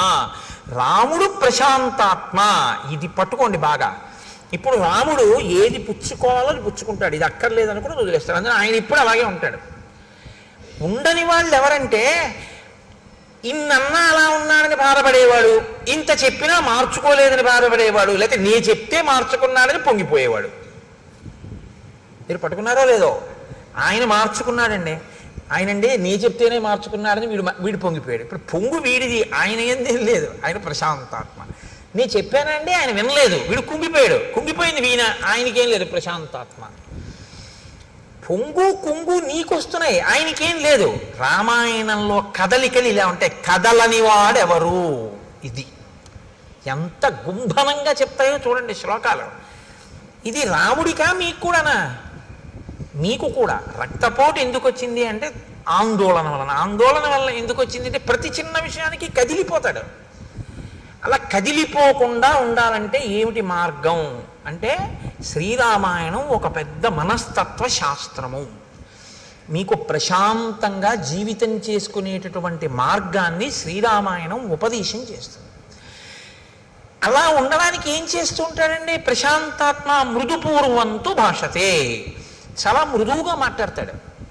అదేమి కఠినంగా ఉండదు ఆయన మాట్లాడితే, కానీ ఏమండి చాలా వ్యగ్రతతో లోపల కడుపులో మండిపోయి చెప్పవలసిన మాట చెప్పవలసి వస్తే ఎలా చెప్తాడు, ఏ కేకలేం వేయడైన చక్కగా చెప్తాడు. నా సంకుచిత పంథాహ ఏనవాలి హతోగత అంటాడంతే. వాలి విడిపోయిన మార్గం మూసుకుపోలేదని సుగ్రీవుడికి చెప్పు అంటే, మాట వినకపోతే వాళ్ళ అన్నయ్య ఎటు వెళ్ళాడో అటు వెళ్ళిపోతాడని చెప్పు, అంటే చచ్చిపోతాడని చెప్పు. చక్కగా మాట్లాడతాడు. ఎంత అందంగా మాట్లాడతాడో. ఎవరో సరే ఎందుకులేండి, ఇప్పుడు ఏదో రామాయణం మృదువుగా మాట్లాడుతూ మృదువుగా మాట్లాడేదానికి కఠినంగా మాట్లాడే ఉదాహరణ నేను చెప్పడం ఎందుకు. కాబట్టి మృదుపూర్వంతు భాషతే, మృదువుగా మాట్లాడతాడు కాబట్టి ఆయన లోపల కదలడు. ఒకవేళ నిష్కారణంగా ఎవడో కటువుగా మాట్లాడితే మరి అప్పుడు ఏం చేస్తాడండి? ఉచ్యమానోపి పరుషం నోత్తరం ప్రతిపద్యతే. అవతలవాడు చాలా ఉద్రేకంగా మాట్లాడుతున్నాడు, ఇప్పుడు తాను కానీ మళ్ళీ మాట్లాడితే అది ఖచ్చితంగా ఉద్రేకానికే పెడుతుంది. అప్పుడు ఆయన మాట్లాడు, ఆయన మౌనంగా ఉంటాడు. ఆయన మౌనంగా ఉండి అవతల వాడిని బాగా మాట్లాడనిస్తాడు. ఎంత ఉద్రేకపడగలడో అంత ఉద్రేకపడనిస్తాడు. ఆయన నిశ్శబ్దంగా అవేం పుచ్చుకోడు. పుచ్చుకుంటే కదండి వచ్చిన బాధ. ఇప్పుడు నన్ను తిట్టాలని మీరు అనుకున్నారనుకోండి, అనుకుని నన్ను తిట్టేశారు, కానీ నేను అప్పుడు నిద్రపోతున్నాను, ఏమైనా ప్రయోజనం ఉందా? మీరు తిట్టారని కూడా నాకు తెలియదు. లేచుండి నేను పుచ్చుకోపోయినా అంతే. మీరు 1000 రూపాయలు ఇస్తే నేను పుచ్చుకోలేదనుకోండి, నేను ఆయనకి 1000 రూపాయలు ఇచ్చానండి అని మీరు అనగలరా? నేను పుచ్చుకుంటే కదా మీరు నాకు ఇచ్చినట్టు. మీరు తిట్టారు, మీరు తిట్టానని మీరు అనుకుని ఉద్రేకపడాలంతే, నేను పుచ్చుకుంటే కదా. ఇది రాముని యొక్క స్వభావం. ఇది యథార్థానికి ఏంటంటే రాముడు అలా ఉన్నాడంటే ప్రశాంతాత్మ, నీకు కూడా అలా ఉండాలని ఉందా? రాముడు ఇలా ఉన్నాడు, నువ్వు అలా ఉండు. మార్గాన్ని చెప్తున్నారు మహర్షి. ఎందుకంటే గృహస్థాశ్రమంలో మనం వివిధమైనటువంటి వ్యక్తులతోటి సందర్భంలోకి వస్తాం. నాకు ఒక మిత్రుడు ఉండేవాడు, ఎప్పుడు ఎవరినో ఒకళ్ళని తిట్టేవాడు, రోజు ఆఫీసులో రోజు దెబ్బలాడేవాడు. మొన్న మా అమ్మాయి పెళ్లి భోజనానికి వస్తే నేను అన్నాను కూడా, నీ గురించి ఉపన్యాసంలో చెప్తున్నాను ఆయన ఈ మధ్యని. అంటే అతను అన్నాడు, నేను రోజున అన్నాను, ఏమయ్యా నువ్వు రోజు ఎవరో ఒకరితో దెబ్బలాడతావు కదా, అసలు ఎవ్వరూ దెబ్బలాడకుండా నువ్వు దెబ్బలాడినా మౌనంగా ఉన్నారనుకో, ఏం చేస్తావయ్యా, ఎలా దెబ్బలాడతావు అన్నాను. దెబ్బలాడకపోతే నాకు నిద్ర పట్టదండి కోటేశ్వరారు అన్నాడు. మరి దెబ్బలాడకపోతే ఎవ్వరూ దెబ్బలాడకుండా అందరూ మౌనంగా ఉన్నారు, నువ్వేమన్నా ఊరుకున్నారు, ఏం చేస్తావు అన్నాను. మా ఆవిడితో దెబ్బలాడతానన్నాడు. మీ ఆవిడ దెబ్బలాడకపోతే అన్నాను. మా ఆవిడితో ఎలా దెబ్బలాడాలో నాకు తెలుసు అన్నాడు. నేను తెల్లబోయాను, ఎలా దెబ్బలాడతావు అన్నాను. ఆవిడని ఎలా దెబ్బలాడగలవు నువ్వు ఆవిడితో అన్నాను. ఏముంది, ఇంటికి వెళ్ళి అడుగుతాను, ఉత్తరాలు ఏమైనా వచ్చాయా అని అడుగుతాను. వచ్చాయి అందనుకోండి. కన్యాదానం ఎందుకు చేశాడు మీ నాన్న? కన్యాదానం చేసి నాతో పంపడం ఎందుకు, రోజుకో ఉత్తరం రాయడం ఎందుకు, నీకేమో పుట్టింటి మీద వ్యామోహం కల్పించడం ఎందుకు, నిమిషానికి ఒకసారి నువ్వు పుట్టింటికి ఎడతాను అనిపించేటట్టుగా చేయడం ఎందుకు, ఎందుకు ఆపాటి దానికి ఆ పుట్టింట్లోనే ఉంచుకోపోయాడా, ఎందుకు ఇచ్చినట్టు పిల్లనని చెప్పి అయిన దానికి కాని దానికి చెలరేగిపోతాను అలా మెట్ల మీద. ఆవిడ కోపం వచ్చేదో ఉంటుంది. నేను అన్నాను, మరి ఉత్తరం రాయిపోతే అన్నాను. కన్యాదానం చేసేసాడుగా, ఇంకా ఏమైపోతే ఆయనకి ఎందుకు, ఓ క్షేమంగా ఉన్నావా ఏమిటని కూడా ఉత్తరం రాయడు. ఎంత గొప్ప నాన్నే మీ నాన్న అంటానన్నాడు. అయ్య బాబోయ్ నాయన నీతో చాలా కష్టం రా అన్నాడు. కాబట్టి అలా ఉన్నాడనుకోండి, మీరేం చేస్తారు దానికి? అప్పుడు రాముడు ఏం చేస్తాడంటే మౌనంగా ఉంటాడు అన్నారు మహర్షి. నోత్తరం ప్రతిపద్యతే, ఏమీ మాట్లాడ్డు, నిశ్శబ్దంగా ఉంటాడు. ఆయన నిశ్శబ్దంగా, నేను మాట్లాడను, జవాబు చెప్పను ఇప్పుడు, అంతే, అలా ఉంటాడు.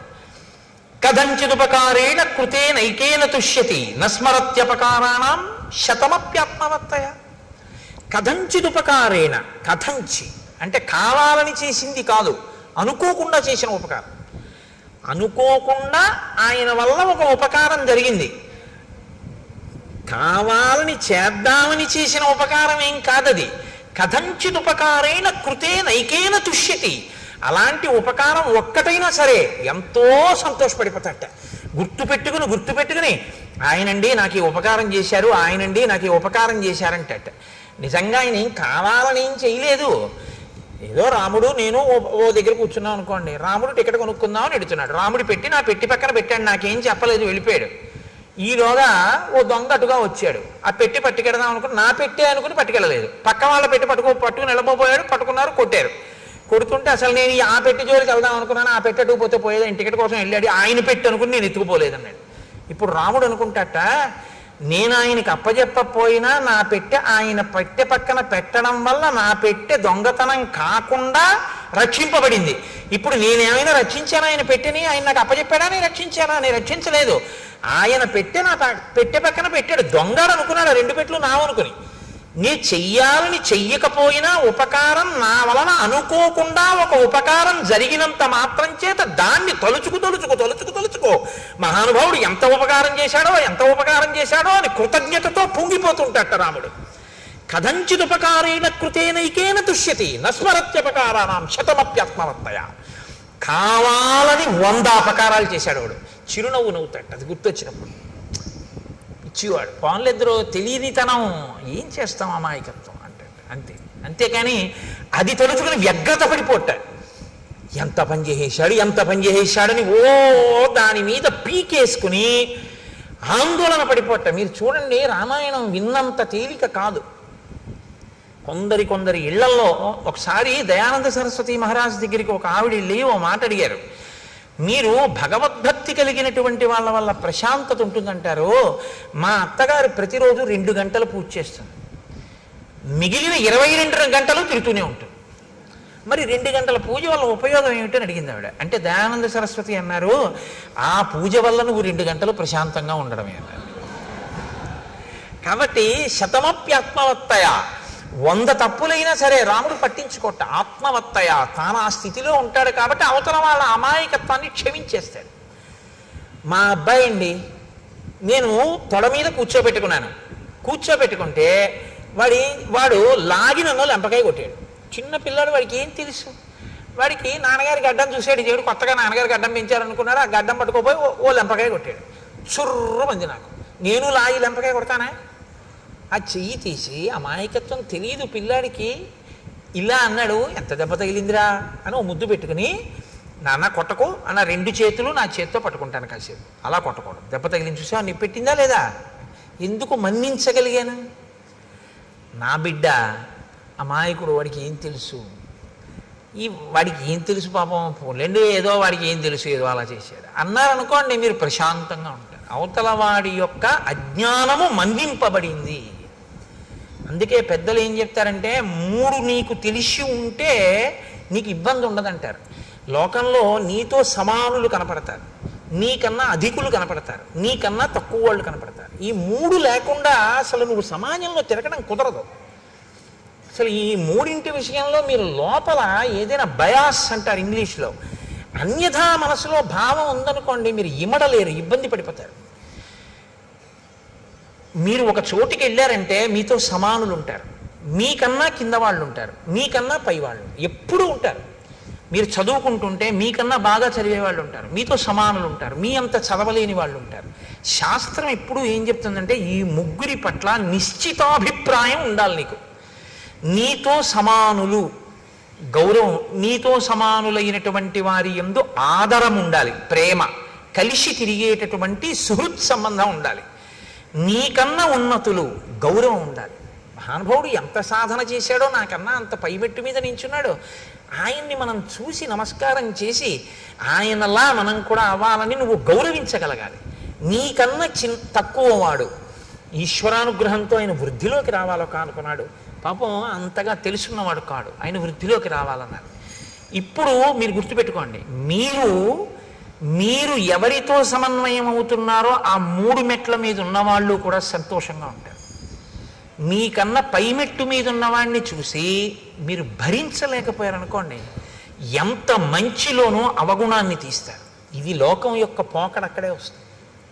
ఆయన యందు ఉండదు, నీలో ఉంది ఆ భావన.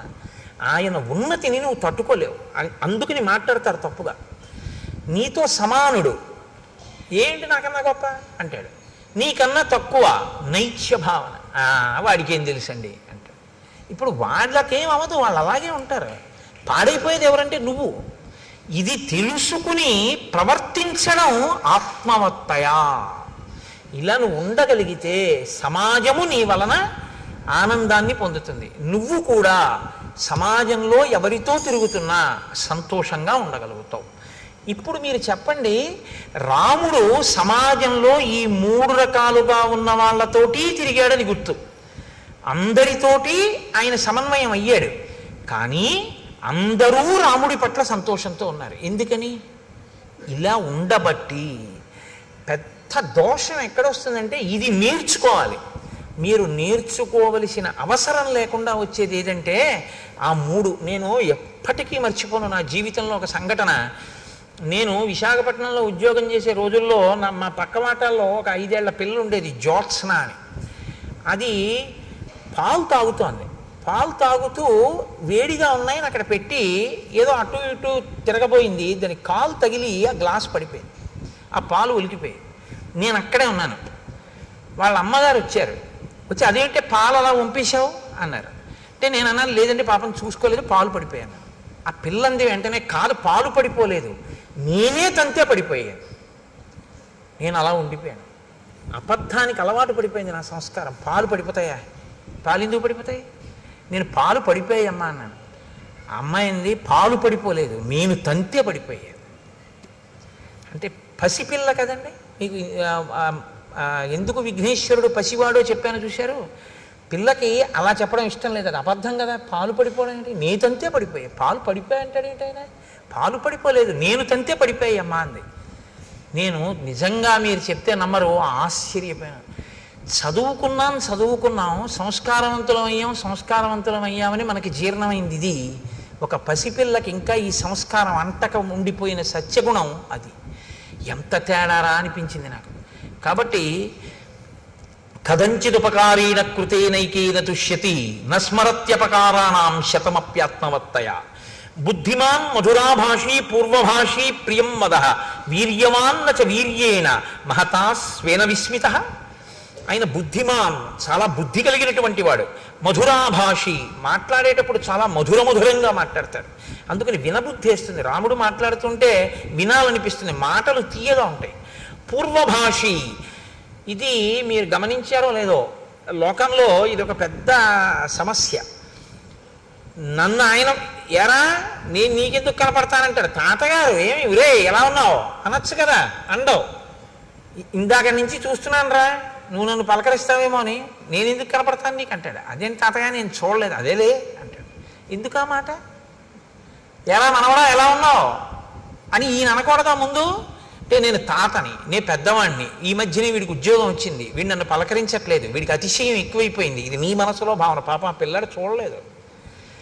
రాముడుట అది కాదుట, పూర్వభాషి. ముందు రాముడు మాట్లాడతాట.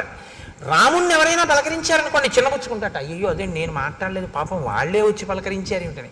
నేను అందరినీ రాముడే ఏమో బాగున్నారా, ఏమన్నా అయ్యా బాగున్నారా అని రాముడే పలకరిస్తాట. పూర్వభాషి అంటే ఇంకోళ్ళు నన్ను పలకరించడం, నేను వాళ్ళని పలకరించాలి కదా ప్రేమగా అని చిరునవ్వుతో పలకరిస్తాట. హృదయ సంస్కారం అది. కాబట్టి పూర్వభాషి. అటువంటి రాముడు ప్రియం వద వీర్యవాన్న చ వీర్యేణ మహతా స్వేన విస్మిత. ఆయన అంత పరాక్రమం ఉండి కూడా, అటువంటి వీర్యవాన్ అయ్యుండి కూడా నేను వీర్యవంతుణ్ణి అని ఎన్నడూ కూడా అతిశయంతో అహంకారంతో ఉన్నవాడు కాడు. నచానృత కథో విద్వాన్ వృద్ధానాం ప్రతిపూజక అనురక్త ప్రజాభిశ్చ ప్రజాశ్చాప్యనురంజతే. ఆయన ఇది ఒకటి చాలా గొప్ప విషయాన్ని మీరు వినాలి. ఇది ఇవాల్టి రోజున చాలా మందిని పాడు చేసేటటువంటి పెద్ద సమస్య ఇదే. నచానృత కథో, ఆయన ఎన్నడూ కూడా అసత్యమాడేటటువంటి వాడు కాడు. ఆయన విద్వాన్, అన్నీ తెలుసున్నటువంటి వాడు. వృద్ధానాం ప్రతిపూజక, ఆయన వృద్ధులైనటువంటి వాళ్ళని, జ్ఞానమున్న వాళ్ళని పూజించేటటువంటి లక్షణం ఉన్నవాడు. అనురక్త ప్రజాభిశ్చ, ప్రజల యందు అనురాగం ఉన్నవాడు, ప్రజల చేత ప్రేమింపబడినవాడు. అన్నిటికన్నా గొప్ప విషయం ఏమిటో తెలుసా అండి? నా శ్రేయసిరతో విద్వాన్ నవిరుద్ధ కదారుచి. ఆయన ఎప్పుడూ కూడా నా శ్రేయసి రతో విద్వాన్ న విరుద్ధ కదారుచి. ఏది శ్రేయస్సుని ఇవ్వదో అటువంటి దాన్ని చదవడం పట్ల ఆయనకి అనురక్తి లేదు. ఇవాళ నాకు తెలిసి ఏమంటే ఏదో రామాయణం చెప్పాం, భాగవతం చెప్పామని చాలామంది మాట్లాడుతుంటారు వచ్చి, లేకపోతే ఫోన్ చేస్తూ ఉంటారు. నాకు రామాయణంలో ఈ మాట ఎంత గొప్ప రచన చేశారా మహర్షి అనిపిస్తుంది. ప్రింటింగ్ ప్రెస్లు వచ్చేసాయి. ఈ తెలిసినా తెలియకపోయినా ఏదో పుస్తకం రాసేయడం, రచన చేసేయడం, దాన్ని విడిచిపెట్టేయడం. ఆ పుస్తకం ఏం చేసేస్తోందంటే తెలిసి తెలియనితనంతో రాసినటువంటి పుస్తకం చాలామంది జీవితాలనే పాడు చేసేస్తాం. తెలిసి తెలియనటువంటి విషయంతో ఉన్నటువంటి పుస్తకాలు, కల్పిత కథలన్నీ కూడా ఏం చేస్తాయంటే మనసుకి ఉద్రేకాన్ని కల్పించేవై ఉంటాయి. అవి యథార్థములు కావు, కానీ ఉద్రేకాన్ని కల్పిస్తాయి, కాసేపు లేకపోతే ప్రసన్నత్వాన్ని కల్పిస్తాయి. అది ఏమైపోతుందంటే మనసు మెల్లిమెల్లిగా దానికి అలవాటు పడిపోతుంది. ఆ కల్పిత కథల్ని చదువుకుంటూ ఉండడం. నువ్వు చదువుకున్నటువంటి చదువు దేనికి పనికి వస్తుందంటే సత్యము కాని ఒక విషయాన్ని నువ్వు అదే పనిగా చదువుకుంటూ ఆ భ్రాంతిలో గడిపేయడానికి పనికి వస్తుంది. ఏది సత్యమైన విషయమో అది చదువుకోవడానికి నీ చదువు పనికి రావాలి. రాముడు ఎప్పుడు చదివేవాడు కాదుట. అసత్యమైన విషయము అది నాకు శ్రేయస్సుని ఇవ్వదు, అది పనికొచ్చేది కాదు, నా ఉద్ధరణకి పనికిరాదు, రాముడు చదివేవాడు కాడు. పిల్లలకి పుస్తకాలు చదివే అలవాటు చేసేటప్పుడు ఏ పుస్తకాలు చదవాలో అలవాటు చేయాలని చాలా అవసరం. తప్ప ఏదో బుక్ రీడింగ్ అని చెప్పి పనికి మాలిన పుస్తకాలన్నీ చదవడమే అలవాటు చేశారనుకోండి, ఉపయోగం ఏముంటుంది? నేను ఒక్క మాట అంటాను, మీరు నిజాయితీగా ఆలోచించండి. నేను ఎవరిని మనసు ఖేదపరచాలని నేను మాట్లాడటలేదు. మీరు ఇవాళ ఒక 5 రూపాయలు పెట్టి న్యూస్ పేపర్ కొంటే ఒక రోజంతా చదవచ్చు, అంత మెటీరియల్ ఉంటుంది అందులో ఎవరో ఒకళ్ళు ఎంతోమంది మాట్లాడిన ఉంటాయి. ఆ మాట్లాడిన మాటల్లో పనికొచ్చేది మీ జీవితానికి ఆదర్శవంతంగా తీసుకోవలసిన మాట అన్నవి ఎన్ని కనపడుతుంటాయి. ఎంత పొల్లుంటుంది, ఎన్ని పనికొచ్చే మాటలు అందులో ఉంటాయి. కానీ మనం న్యూస్ పేపర్ చదవద్దని నేను అన్ను, న్యూస్ పేపరే జీవితంగా బతుకుతాం. సంధ్యావందనం చేయడం ముఖ్యమా, న్యూస్ పేపర్ చదవడం ముఖ్యమా అంటే ఒక్కసారి పేపర్ చూస్తానంటాడు. ఒక్కసారి పేపర్ చూస్తానని ఇలా పట్టుకున్నవాడు పేపర్ అంతా అయ్యాక 9ంటికి సంధ్యావందనానికి వెళ్తాడు. 9ంటికి సంధ్యావందనానికి వెళ్ళే లోపల నీ మనసు ఏమైపోతుందంటే ఇందులో ఉన్న విషయాలు చదివి నీ పక్షపాతాలకి అనుగుణంగా అది ఉద్వేగం చెందుతుంది. ఆ ఉద్వేగంలో నీ మనసు ధ్యానమునందు కుదురుకోదు. నువ్వు చేసిందేముంది అంటే ఏది ముందు చెయ్యాలో ఏది వెనక చెయ్యాలో తెలియకపోవడం, ఏది శ్రేయస్సునిస్తుందో అది ఎక్కువ చదవకపోవడం, ఏది శ్రేయస్సుని ఇవ్వదో దాన్ని చాలా శ్రద్ధగా ఎక్కువసేపు చదవడం. ఏమిటి నువ్వు దానివల్ల నువ్వు పొందుతున్నది ఏమి అన్నావు అనుకోండి, నీకు ఉపకారం ఏమి ఉండదు దానివల్ల, ఏమీ ఉండదు ఉపకారం. వాడు వీడిని అన్నాడు, వీడు వాడిని అన్నాడు, వాడు వీడిని అన్నాడని వీడు వాడిని అన్నాడని మీరు మళ్ళీ కాఫీ తాగి చెప్పుకోవాలంతే. ఏమిటి ప్రయోజనం? ఏమీ ఉండదు. రామాయణంలో రాముడు ఏమన్నాడో చదివావా?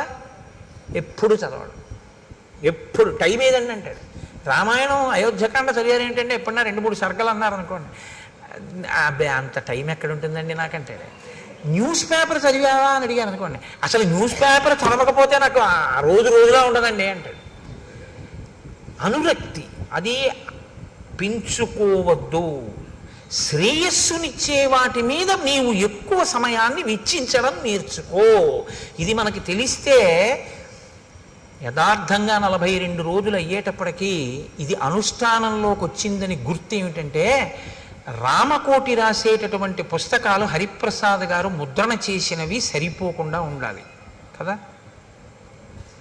సమయం సద్వినియోగం అవుతోంది. నిజంగా రామాయణం విని మార్పు వచ్చిందని గుర్తు ఏమిటంటే, న్యూస్ పేపర్ గంట చదివేది 20 నిమిషాలకి తగ్గించి 40 నిమిషాలు రామకోటికి ఇచ్చేస్తున్నాడని మొదలెట్టారనుకోండి. 40 నిమిషాలు రామకోటి రాసేయడం మొదలు పెడితే హరిప్రసాద్ గారు మళ్ళీ ద్వితీయ ముద్రణకి వెళ్ళాలి ఆ పుస్తకాల కోసం కదా. రామకోటికి పుస్తకాలు రాయబడలేదండి, పుస్తకాలు ఉండిపోయాయి అన్నారనుకోండి, హరిప్రసాద్ గారు కాదు బాధపడవలసింది. సనాతన ధర్మం యొక్క స్థితి ఇలా ఉందన్నమాట, ఇంకా రామాయణం లోకంలోకి జీర్ణం అవ్వట్లేదన్నమాట, ఎక్కడో లోపం ఉంది, ఇంకా కలిపురుష లక్షణం ఉందని మనం బాధపడవలసి ఉంటుంది. అవునా? నన్ను సహృదయంతో అర్థం చేసుకోండి. కాబట్టి ఇది రామచంద్రమూర్తి యొక్క స్థితి. కాబట్టి ఇటువంటి మహానుభావుడు. అన్నిటికన్నా అద్భుతమైన విషయం అండి రామాయణంలో, నేను అందుకే మీతో మనవి చేసేది, అయోధ్యకాండలో ప్రతి శ్లోకం మన జీవితానికి అన్వయం అవుతుంది, గృహస్థాశ్రమానికి అన్వయం అవుతుంది, మనని దిద్దుబాటు చేస్తుంది, ఇలా దిద్దుకో నేర్పుతుంది. రాముట్ట ధర్మ కామార్థ తత్వజ్ఞ స్మృతిమాన్ ప్రతిభానవాన్ లౌకికే సమయాచారే కృతకల్పో విశారద. ఆయనకి ధర్మము గురించి, కామము గురించి, అర్థము గురించి బాగా తెలుసు. అసలు పెళ్లి చేస్తే ధర్మేచ అర్థేచ కామేచ నాతి చరామి అంటాడు. ఈమెను నేను అతిక్రమించను ధర్మమునందు, అర్థమునందు, కామమునందు. మిమ్మల్ని నేను మాట అడుగుతాను, చెప్పండి ఈ 3 ఈశలు నిజానికి. ఎందుకంటే మోక్షం పక్కన పెట్టేయండి, చతుర్విధ పురుషార్థాల్లో ధర్మం, అర్థం, కామం. ఇందులో ధర్మం సరే పక్కన పెట్టండి, అర్థము, కామము. అర్థం అంటే డబ్బే కదండి, అందాక అనుకోండి. పోని ధనీష, అది 3 ఈశలలో ఒక ఈశ. అది అంటే మనిషిని పాడు చేసేది, అది జన్మాంతరం వాసన కింద తరుగుతుంది మనిషిని, అటువంటిది ధనేష. ధనేష, దారేష, పుత్రేష, ఈ 3ను ఇవి మనసుని వదలవు జాగ్రత్త. అంటే ఏమిటో తెలుసా అంటే, మనసుని వదలవన్న మాట ఎందుకంటారో తెలుసా? ఇది ఏం చేస్తుందంటే, మీ మనసుని మీరు దేని ఎందు పెట్టారో దాన్నే స్మరిస్తుంది. అది అంత్యకాలమునందు శరీరంలోంచి మనసు వెళ్ళిపోయేటప్పుడు ప్రాణోత్క్రమణం అంటారు. చనిపోవడం అంటే ఏమిటో భాగవతంలో చెప్తారు. మనసు ఏం చేస్తుందంటే ఆఖరణ ఇంద్రియాల్లో ఉన్న శక్తులన్నింటినీ సర్దేసుకుంటుంది గబగబా. అంటే కంట్లో ఉన్నటువంటి చూడగలిగిన శక్తిని వెనక్కి లాగేసి తనతో అంటించుకుంటుంది, చెవికి వినగలిగిన శక్తిని వెనక్కి తీసి తనతో పట్టుకుంటుంది, స్పర్శేంద్రియానికి చర్మానికి ముట్టుకుంటే తెలిసే శక్తిని వెనక్కి లాగేసి పట్టుకుంటుంది. పట్టుకుని ఇప్పుడు ఈ మనసు ఏం చేస్తుందంటే ప్రాణోత్క్రమణంతో, అంటే ప్రాణము ఆఖరి శ్వాస ఎట్నుంచి నిర్గమించిందో ఏ కన్నంలోంచి బయటికి వెళ్ళిపోయిందో అట్నుంచి బయటికి పారిపోతుంది. అది కూడా వెళ్ళిపోయి ఇదే మనస్సు మీరు చిట్ట చివర దేన్ని స్మరించారో అది తీర్పు. పరమేశ్వరుడికి పునర్జన్మయందు అధికారము లేదు. బాగా గుర్తుపెట్టుకోండి మీరు ఈ విషయాన్ని, బాగా బాగా జ్ఞాపకం చేసుకోండి. మనిషి జీవితంలో గుర్తుపెట్టుకోవలసింది పునర్జన్మయందు ఈశ్వరునకు అధికారము లేదు. ఈశ్వరుడు ఇవ్వలేడు.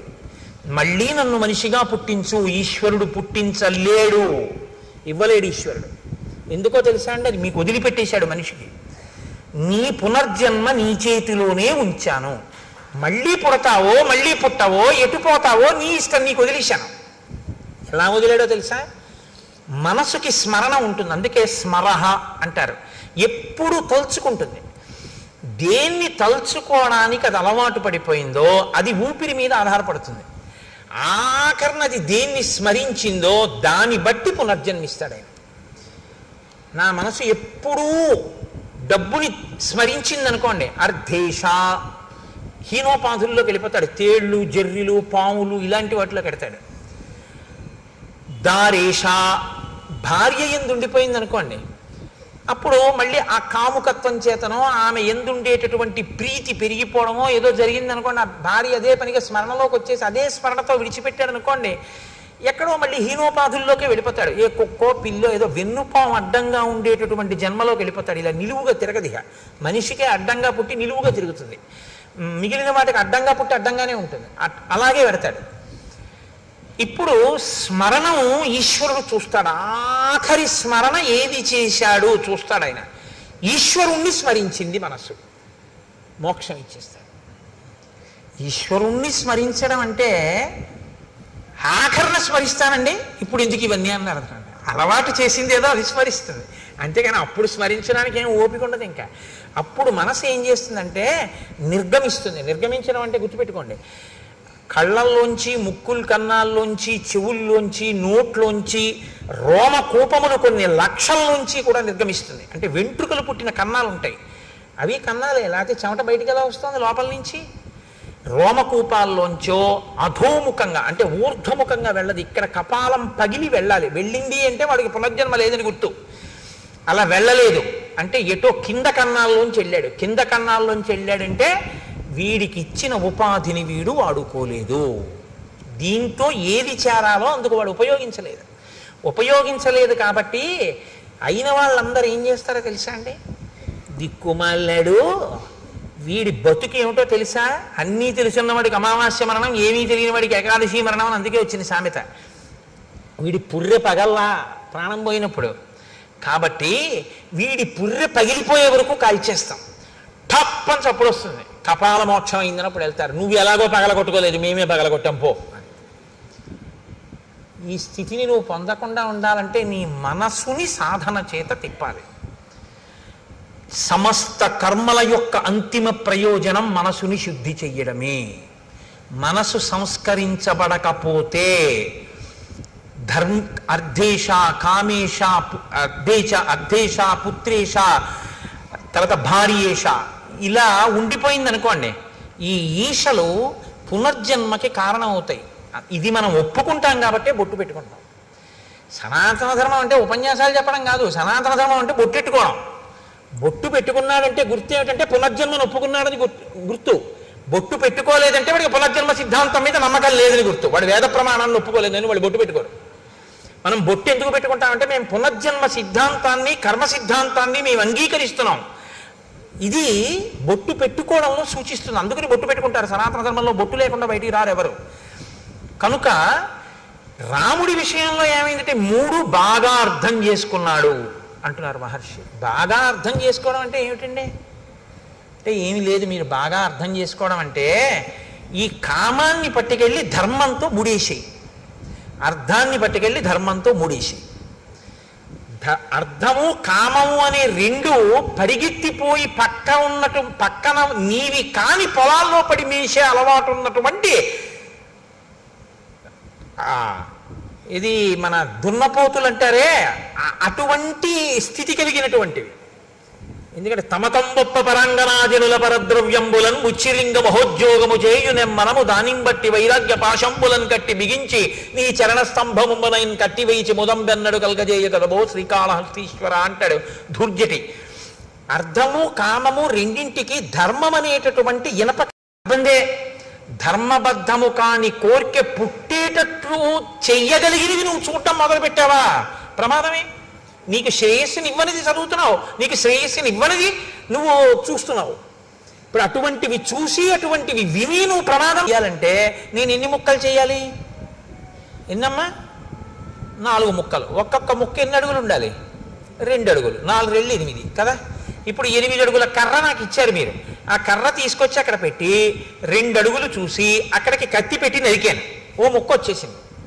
ఇప్పుడు మళ్ళీ 6 అడుగుల ముక్క ఉందిగా, మళ్ళీ ఇలా పెట్టి మళ్ళీ ఇంకో 2 అడుగుల ముక్క నరికాను, ఇంకో 2 అడుగుల ముక్క వచ్చింది. ఇంకెన్ని ముక్కలు మిగిలాయి? ఇంకెంత ముక్క మిగిలింది? 4 అడుగుల ముక్క. ఇప్పుడు 4 అడుగుల ముక్క అక్కడ పెట్టి 2 అడుగుల దగ్గర మళ్ళీ నరికాను. ఎన్ని ముక్కలు వచ్చాయి? 2 అడుగుల ముక్కలు 2 వచ్చాయి. 8 అడుగుల ముక్కని 2 అడుగుల సమాన భాగములు 4 చేయడానికి ఎన్ని మాటలు నరికాను? 3 మాటలే. 3 మాటలు నరికితే 4వ ముక్క వచ్చేసిందా లేదా? 2 అడుగుల ముక్క. ధర్మబద్ధమైన అర్థము, ధర్మబద్ధమైన కామము మోక్షాన్ని ఇచ్చేస్తాయి తప్ప మోక్షమును సాధించడం అని ఇంకా వేరే ఏం ఉండదు. మోక్షము అంటే ధర్మబద్ధమైన అర్ధకామములను తెలిసి ఉండుట, అలా జీవించుట, అదే మోక్షమునకు హేతు. ఇది రాముడికి తెలుసు.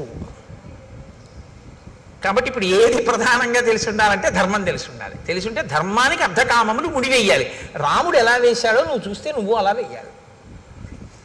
కాబట్టి అయోధ్యకాండ అంత గొప్పది. కాబట్టి అయోధ్యకాండ అంటే గృహస్థాశ్రమానికి పనికొచ్చేటటువంటి ఎన్ని విషయాల్లో ఆవిష్కరిస్తుందండి. అలా మీరు ఏ శ్లోకం పట్టుకున్నా అంతే, అందులోంచి ఎన్ని రహస్యాలు చెప్తున్నా. వేదోపబ్రహ్మణం అది. ఏ శ్లోకాన్ని మీరు చదవండి, అందులోంచి మీరు ఒక కొత్త విషయాన్ని తెలుసుకుంటుంటారు. ఓ ఇదన్నమాట విషయం, నేను ఇలా దిద్దుకోవాలన్నమాట అని తెలుస్తూ ఉంటుంది. కాబట్టి ఇటువంటి రాముడు ఇటువంటి గుణములు కలిగిన వాడు. పైకి ఎలా కనపడుతుంది? రాముడు ఇన్ని గుణములు కలిగిన వాడని ప్రజలు కీర్తిస్తున్నారు. ఇప్పుడు దశరథ మహారాజు గారు అనుకున్నారట, అధరాజ్ఞో బభూవైవం వృద్ధస్య చిరజీవినః ప్రీతిరేషా కథం రామో రాజా రాజస్యాన్మయి జీవతి. నేను చాలా కాలం బ్రతికాను, పెద్దవాడిని అయిపోయాను, వృద్ధుణ్ణి అయిపోయాను, 60,000 సంవత్సరముల వయస్సు వచ్చింది. ఇంతకాలం బిడ్డలు లేరని బాధ, ఇప్పుడు బిడ్డలు పుట్టిన తరువాత గుణవంతులయ్యారని సంతోషం. ఇప్పుడేం కోరిక వచ్చింది కొత్తగా? నేను బతికుండగా రాముడు రాజవడం చూస్తే బాగున్నాం. తర్వాత కోరిక ఏమిటి వచ్చింది దశరథ మహారాజు గారికి? రాముడు రాజై పరిపాలన చెయ్యడం చూసి స్వర్గానికి వెళ్ళిపోతే బాగున్నాం. ఇప్పుడు ఈ కోరిక పుట్టింది అని ఆయన అనుకుంటున్నాడు. వృద్ధికామోహి లోకస్య సర్వభూతానుకంపనః మత్త ప్రియతరో లోకే పర్జన్యైవ వృష్టిమాన్. దశరథుడి దృష్టిలో రాముడు ఎటువంటి వాడు? ఆయన లోకాన్నంతటినీ కూడా అనుగ్రహించగలిగినటువంటి సమర్థుడు. ఎలా అనుగ్రహిస్తాడు అంటే, ఒక ఊళ్ళో వాళ్ళందరూ దాహంతో ఆర్తితో ఉన్నారు. కేవలం పంపుల్లో నీళ్లు బాగా వదిలిపెడతామండి అంటే సరిపోతుందా? ఆచరి వెండిపోతుంది. బాగా నీరు నిండినటువంటి మేఘముల గుంపు వచ్చి వర్షించిందా, చెరువులు తటాకములు అన్నీ నిండిపోతాయి, మంచి జల సమృద్ధి కలుగుతుంది. జనుల యొక్క ఆర్తి తీర్చగలిగినటువంటి సమర్థతలో నీరు నిండిన మేఘం లాంటి వాడు నా కొడుకు, అంతటి సమర్థుడు. కాబట్టి ఆ రాముడు రాజైతే బాగున్నాం. అయితే యథాస్వర్గమమాప్నుయాం, అప్పుడు నేను రాజరికం ఆయన చేస్తుండగా చూసి ప్రాణం విడిచిపెట్టి నేను స్వర్గలోకానికి వెళ్ళిపోతాను అని అనుకుని కబురు చేశాడు. పౌరులకు, జానపదులకు, సేనానాయకులకు, మంత్రులకు, సామంతులకు, ఇతర ప్రముఖులకు అందరికీ విడివిడిగా కబుర్లు చేశాడు. అందరికీ కలిపి ఒకరు కాదు, విడివిడిగా. ఒకరికి తెలిసినట్లు ఒకరికి తెలియదు. వాళ్ళల్లో వాళ్ళు చర్చించుకునే అవకాశం ఇవ్వలేదు దశరథుడు. ఎందుకని? ఇది ఊర్జిత కథోపేతంబు. ఏ అశ్వమేధయాగం చేసేటప్పుడు చెప్పినట్టు చెప్పచ్చుగా, అలా చెప్పలేదు. అందరూ రావాలి. ఎలా కబురు చేశాడో తెలుసా అండి? సామంతులందరి దగ్గరికి వెళ్ళి నువ్వు చెప్పి 11 అయ్యేటప్పటికి వచ్చేసి మనం. సామంతులందరూ ఎందుకు రమ్మన్నాడు చక్రవర్తి? మాట్లాడుకునే అవకాశం లేదు. అలాగే జానపదుల్లో ప్రముఖుల్ని వచ్చేసేయమను, ఒకళ్ళతో కబురు చేశాడు, వాళ్ళు మాట్లాడుకునే అవకాశం లేదు, వచ్చేసేయడమే. ఒకరితో ఒకరు ఎందుకు పిలిచుంటాడన్న విషయం మీద చర్చించడానికి అవకాశం లేకుండా చేశాడు. ఎందుకు చేసి ఉండాలి? ఏం వాళ్ళు చర్చించుకుంటే వాళ్ళలో వాళ్ళు చర్చించుకుంటే ఏది చర్చించుకోవాలి? పిల్లల పెళ్ళిళ్ళు అయిపోయాయి, రాజు వృద్ధుడైపోయాడు, యవరాజ్య పట్టాభిషేకం ఏమైనా చేద్దాం అనుకుంటున్నాడా? ఇంతమందిని పిలిచాడంటే బహుశా అదే అయి ఉంటుంది. కాబట్టి యవరాజ్య పట్టాభిషేకం అంటే ఎవరికి చెయ్యాలి? దశరథ మహారాజు గారు రాముడికే చెయ్యాలి. మరి రాముడికే చేస్తాడని వాళ్ళు అనుకుంటే రాముడు మంచివాడు కాకపోతే భయపడాలి. రాముడు మంచివాడని తానే అనుకుంటున్నాడుగా. రాముడు మంచివాడని నేను అనుకుంటున్నా, ప్రజలు అనుకోవట్లేదు అనుకుంటే తను భయపడాలి. ప్రజలు అనుకుంటున్నారని తనకి తెలుసుగా. కాబట్టి ప్రజలు అతను రాజవడం కాదనరు, తనకి రాముడు రాజవడం ఏమీ వ్యతిరేకం కాదు. మరి తను కోరుకుని ప్రజలు కోరుకున్నా రాముడు రాజు అవడేమో అని ఎందుకు భయపడుతున్నాడు? అంటే దశరథుడు భయపడవలసిన కారణం ఏదో ఉందన్నమాట ఎక్కడో కదా. ఇది ఊర్జిత కథోపేతంబు, ఇది మీరు పట్టుకోవలసి ఉంటుంది. అంటే ఏదో దాచాడు దశరథ మహారాజు గారు, అది మనకి తెలియదు, తెలుస్తుంది. ఎక్కడో ఏదో దాచాడు, భయపడుతున్నాడు. ఇది దృష్టిలో పెట్టుకునే భరతుడు మేనమామ గారి ఇంటికి వెళ్ళడాన్ని కూడా దూరదృష్టితో అంగీకరించాడు. ఇప్పుడు వచ్చినటువంటి వాళ్ళందరినీ కూర్చోబెట్టాడు. కూర్చోబెట్టి వేరొక వైపు నుంచి నరుక్కొచ్చి మాట్లాడుతున్నాడు. ఎంత గొప్పగా తను మనసులో ఒక నిర్ణయానికి వచ్చాడు దశరథుడు. తను నిర్ణయానికి రావడానికి కారణం ఆ నిర్ణయం చెయ్యవలసిన పరిస్థితి కాదు, ఆ నిర్ణయం తను బతికుండగా చేసి అమలు చెయ్యగలను చెయ్యలేను అన్న భయం చేత చేస్తున్నాడు. ఇది భయం అన్నది ఉంది అంటే దాని వెనక ఏదో చెయ్యకూడనిది ఒకటి చేసేసినటువంటి విషయం ఉంది. చెయ్యకూడనిది ఏదో ఒకటి ఇంతకుముందు చేసినది ఇప్పుడు చెయ్యవలసినటువంటి ధర్మానికి అడ్డుగా వస్తోంది. ఇప్పుడు ఈ అడ్డుగా వస్తున్నది 10 మందికి చెప్పలేనిది. 10 మందికి చెప్పలేని దాని నుంచి తప్పించుకుని చెయ్యవలసింది చేసేయాలనుకుంటున్నాడంటే తను భయపడుతున్నాడు. ఏమిటి ఆ విషయం? అది బయట తను ఎలా పడతాడు? పడడం. అందుని పడకుండా మాట్లాడాలి. ఇప్పుడు సభలో ఎంత అందంగా మాట్లాడుతున్నాడో చూడండి. దివ్యాంతరిక్షే భూమౌచ ఘోరముత్పాజం భయం సంచచేచ మేధావి శరీరే చాత్మనోజరాం. ఈ మధ్యకాలంలో భూమి మీద అక్కడ నాకు ఉత్పాదములు కనపడుతున్నాయి. అందుకని నేను తొందరగా యవరాజ్య పట్టాభిషేకం చేసేద్దాము అని అనుకుంటున్నాను. నతు కేకయరాజానం జనకం వా నరాధిప తరయా చానయామాస పశ్చాత్తౌ శ్రోష్యత ప్రియం. ఈ యవ్వరాజ్య పట్టాభిషేకం చెయ్యాలి అనుకుంటున్న విషయాన్ని మీరు జనక మహారాజు గారికి కానీ కేకయ రాజు గారికి కానీ తెలియనివ్వకండి. తెలియనివ్వకండి అనగానే అనుమానం వస్తుందా రాదండి? జనకుడికి ఎందుకు చెప్పకూడదు? వియ్యంకుడు. ఎట్లాంటి వియ్యంకుడు? హ్రస్వరోముడు తన తమ్ముడు, కుశధ్వజుడి తమ్ముడు.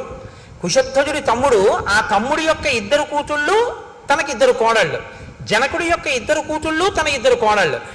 కాబట్టి ఇప్పుడు జనకుడి కూతుళ్ళ కిందే వస్తారు ఆ 4. కాబట్టి వియ్యంకుడు కదా, జనకుడిని పిలవాలి. పట్టాభిషేకం చేసేటప్పుడు పిలవద్దు అంటున్నాడు. అదేమిటండి వియ్యంకుడికి చెప్పొద్దంటాడేంటి? యవరాజ్య పట్టాభిషేకం చేస్తూ అని ఎవరైనా అనుకుంటారేమోనని అనుకోకుండా ఉండవలసిన రీతిలో మాట చెప్తున్నాడు. జనక మహారాజు గారికి చెప్పకండి, కేకయ రాజు గారికి చెప్పకండి, వాళ్ళిద్దరికీ తెలియక్కర్లేదన్నాడు.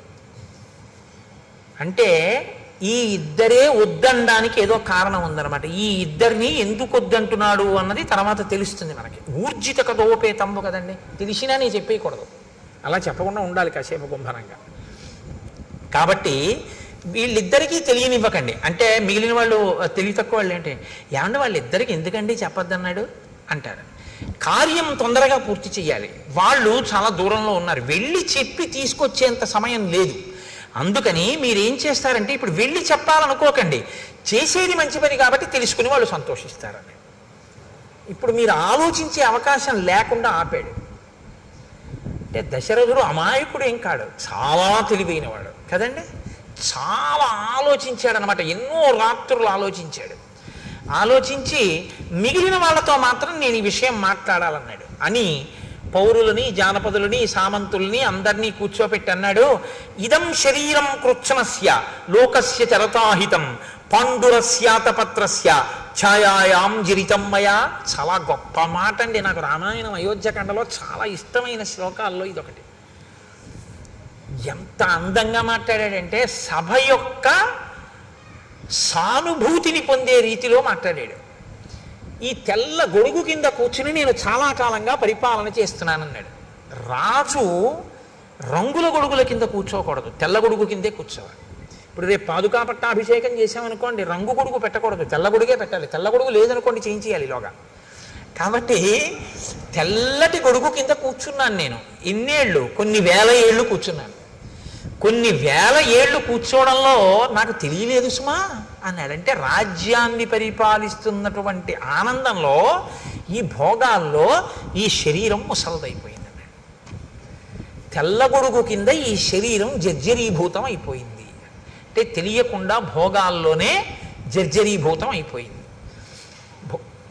అది ముసలితనానికి వెళ్ళిపోతే ప్రాప్య వర్ష సహస్రాణి బహన్యాయూంషి జీవిత జీర్ణాస్యాస్య శరీరస్య విశ్రాంతిమభిరుచయే. ఈ జీర్ణమైపోయిన శరీరం ఇంకా పరిపాలన చెయ్యమంటే చెయ్యలేకపోతోంది. అందుకని ఇది కొంత విశ్రాంతిని కోరుకుంటోంది. నేను నా పూర్వీకులు కూడా ధర్మాన్ని పట్టుకుని కొన్ని వేల సంవత్సరాలుగా ఇక్ష్వాకు వంశం ఈ రాజ్యాన్ని ప్రజలని కన్నబిడ్డలలా పరిపాలిస్తోంది. నా పూర్వీకులు ఏ ధర్మం పట్టుకున్నారో నేను కూడా అదే ధర్మాన్ని పట్టుకున్నాను. మిమ్మల్ని కన్నబిడ్డల్లా పరిపాలించాను. నా ఓపిక ఉన్నన్నాళ్ళు పరిపాలించాను. ఇక నాకు పరిపాలించడానికి ఓపిక లేదు, విశ్రాంతిని పొందాలి. అనురూప సవైనాథో లక్ష్మీవాన్ లక్ష్మణాగ్రజ త్రైలోక్యమపి నాథేన ఏనస్యాన్ అధవత్తరం. 3 లోకములను పరిపాలించగలిగినటువంటి దక్షుడైనటువంటి రాముడు నా కుమారుడు. కాబట్టి ప్రజలకు హితకరమైనటువంటి రీతిలో పరిపాలన చెయ్యగలిగిన వాడు కాబట్టి రాముడికి యవ్వరాజ్య పట్టాభిషేకం చెయ్యాలనుకుంటున్నాను. ఎవరో ఒక్కడే ఆలోచించి తీసుకున్నటువంటి నిర్ణయం అంత గొప్పగా ఉండదు. తటస్థులై అంటే అటు ఇటు చెందని వారైనటువంటి వారు ఆలోచించి చెప్పినటువంటి నిర్ణయంలో పక్షపాతం ఉండదు. కాబట్టి మీరు బాగా ఆలోచించి చెప్పండి, మీరు ఎలా చెప్తే నేను అలా చేస్తాను, ఇవ్వనా రాముడికి రాజ్యాన్ని అన్నాడు. అంటే సభంతా ఒక్కసారండి, అనేక వర్ష సహస్రో వృద్ధస్త్వమసి పార్థివ సరామం యువరాజానం అభిషించస్వ పార్థివం ఇచ్ఛామోహి మహాబాహుం రఘువీరం మహాబలం గజేన మహతాయాంతం రామం ఛత్రవృతాననం. రాజా, నువ్వు కొన్ని వేల సంవత్సరములు పరిపాలించావు, బడలిపోయావు. మాకు కోరికగా ఉంది, ఎప్పుడెప్పుడు రాముడు రాజవుతాడా, ఎప్పుడెప్పుడు అంబారీ ఏనుగు మీద పెడతాడా, ఎప్పుడెప్పుడు తెల్లగొడుగు కింద కూర్చుని యువరాజుగా పెడతాడా, ఎప్పుడు చూస్తామా. వీళ్ళప్పుడే కళని ఇంకొంచెం ముందుకు తీసుకెళ్ళిపోయారు. మాకు అలా ఉందని చూడాలనుంది అన్నారు. దశరథుడి ప్రజ్ఞ ఎక్కడుందో తెలుసా అండి? ఇప్పుడు సభ చేత ఆమోద ముద్ర వేయిస్తున్నాడు. ప్రజలందరూ కోరుకున్నారా రాముడు రాజు కావాలని అన్న విషయాన్ని తీసుకొస్తున్నాడు అనమాట ప్రస్తావనలోకి. నా నిర్ణయం కాదు, ప్రజలందరూ కోరుకున్నారంటున్నాడంటే ఏదో భయం ఉంది. తనే నిర్ణయం చేశానని చెప్పడానికి భయపడుతున్నాడు. అధికారం తనకున్న, రాముడిని రాజు చేయడానికి తనకు అధికారం ఉంది, పెద్ద కొడుకుని చేసేయచ్చు. కానీ నేనే చేశానండి పెద్ద కొడుకుని రాజుని అంటే ఎలా చేస్తావయ్యా అనేవాడు ఎవడో ఉన్నాడనమాట. ఎలా చేస్తావయ్యా అనేవాడు ఉన్నాడంటే అలా అనడానికి అవకాశం తను ఇచ్చాడనమాట ఎవరికో. అలా అనేవాడు ఎవడైనా ఉన్నవాడు వచ్చి అలా అంటాడేమోనన్న భయంతో రాజన్నవాడు ప్రజలు మెచ్చుకున్నవాడై ఉండాలి. ప్రజలందరూ కోరుకున్నారు రాముడికి రాజ్యం ఇచ్చాను అనిపించడానికి సభ చేత ఆమోదముద్ర వేయిస్తున్నాడు. ఎంత తెలివిగా వేయించాడో తెలుసా అండి? శృత్యైవ వచనం యన్మే రాఘవం పతిమిచ్చద రాజాన సంశయోయం వే కిమిదం బ్రూతతత్వతః కథం ను మయి ధర్మేణ పృథివీం అనుశాసతి భవంతో ద్రష్టుమిచ్చంతి యువరాజం మమాత్మజం.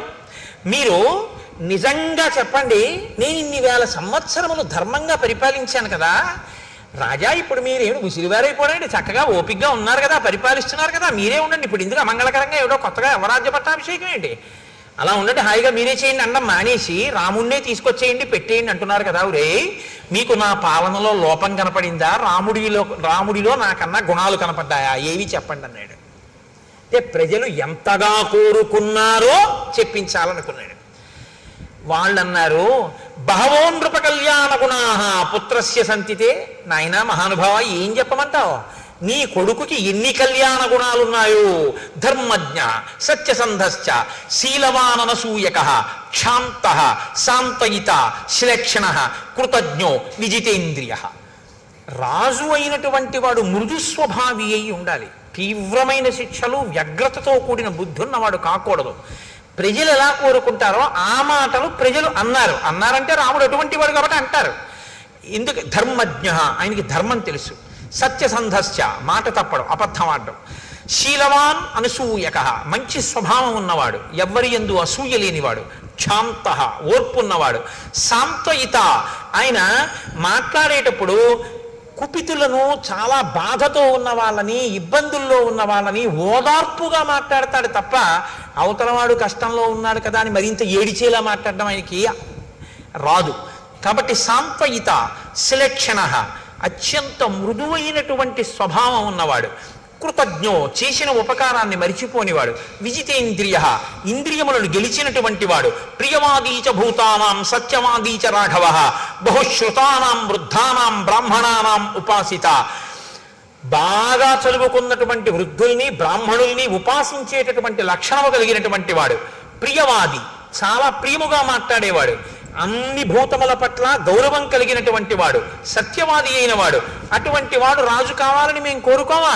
వ్యసనేషు మనుష్యానాం భృశం భవతి దుఃఖిత, ఉత్సవేషు సర్వేషు పితేవ పరితుష్యతి. చాలా చమత్కారమైనటువంటి మాట అన్నారు వాళ్ళు. వ్యసనేషు మనుష్యానాం భృశం భవతి దుఃఖిత.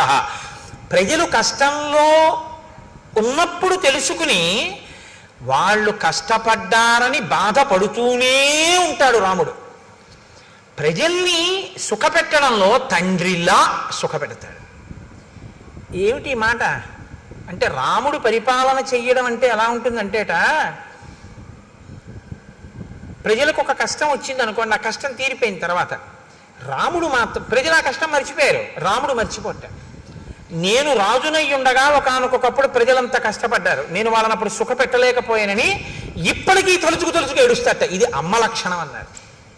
దానికి ఒక అద్భుతమైనటువంటి ఉపమానం ఇచ్చారు ఒక పెద్దలు అయిన వారు. ఒక వ్యాఖ్యానంలో ఒక తల్లి ఓ పసిపిల్లవాడిని తీసుకుని అక్కడ కూర్చోపెట్టుకుంది, బియ్యం ఏరుకుంటోంది.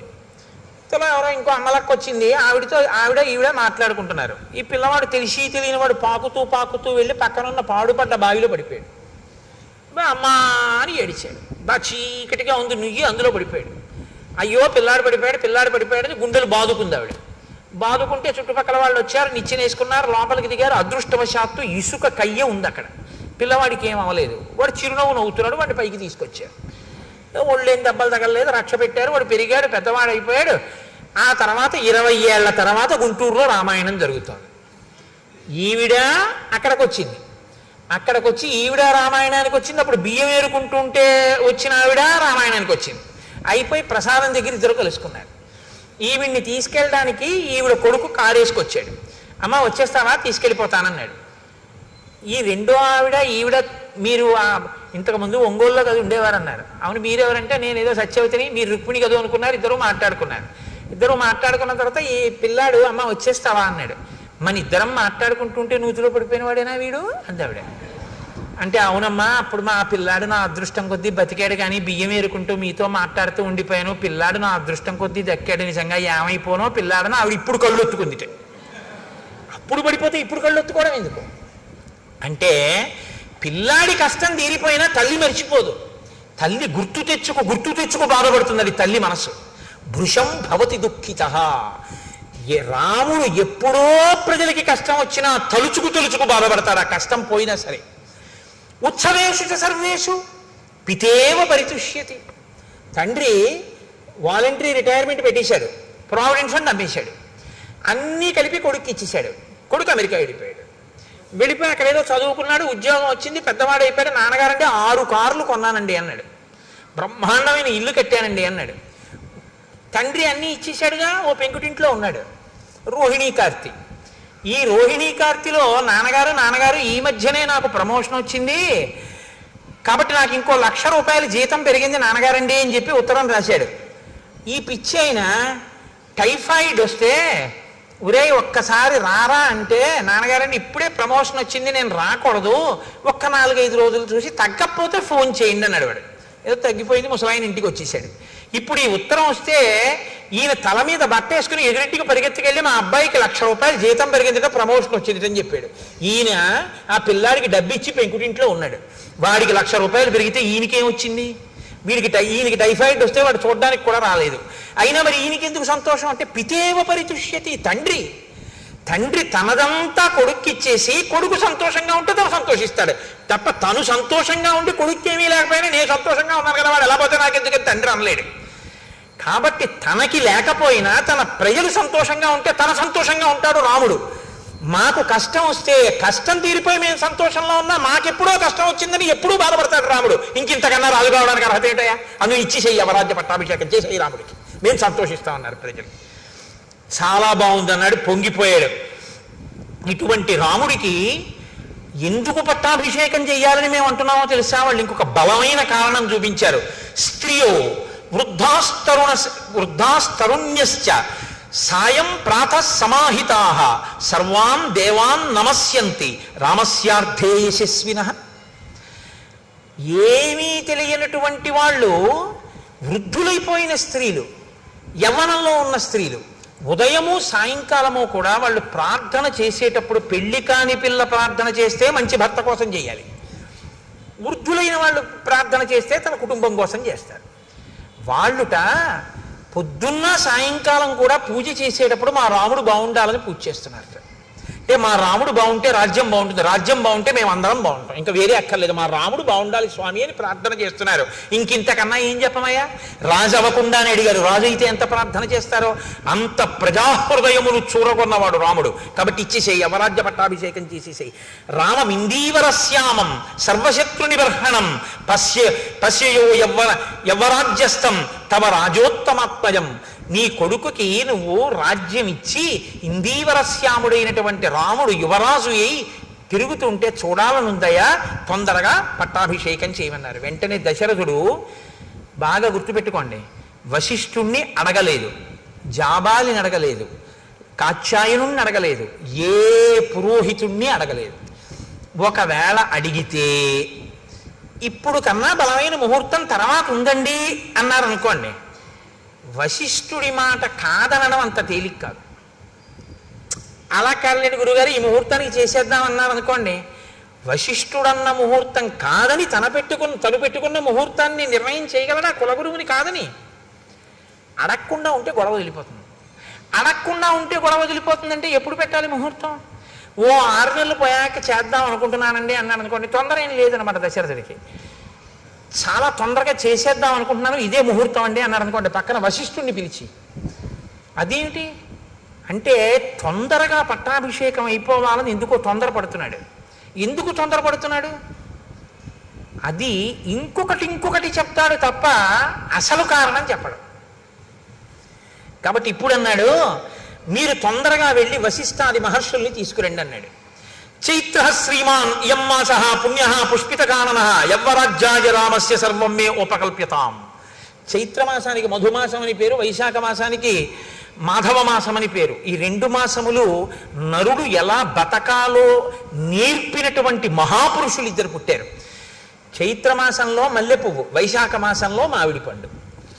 చైత్రమాసంలో వచ్చేటటువంటి మల్లెపువ్వు యొక్క సౌరభం ఎటువంటిదో తన జీవితం అటువంటి సౌరభము కలిగి అటువంటి ధర్మాత్ముడైన రాముడు పుట్టాడు.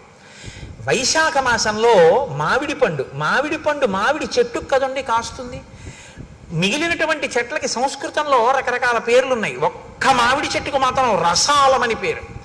రసోవై సహా అని ఈశ్వరుడికి పేరు. అసలు ఆ మామిడి చెట్టు పేరే ఈశ్వరుడి పేరు.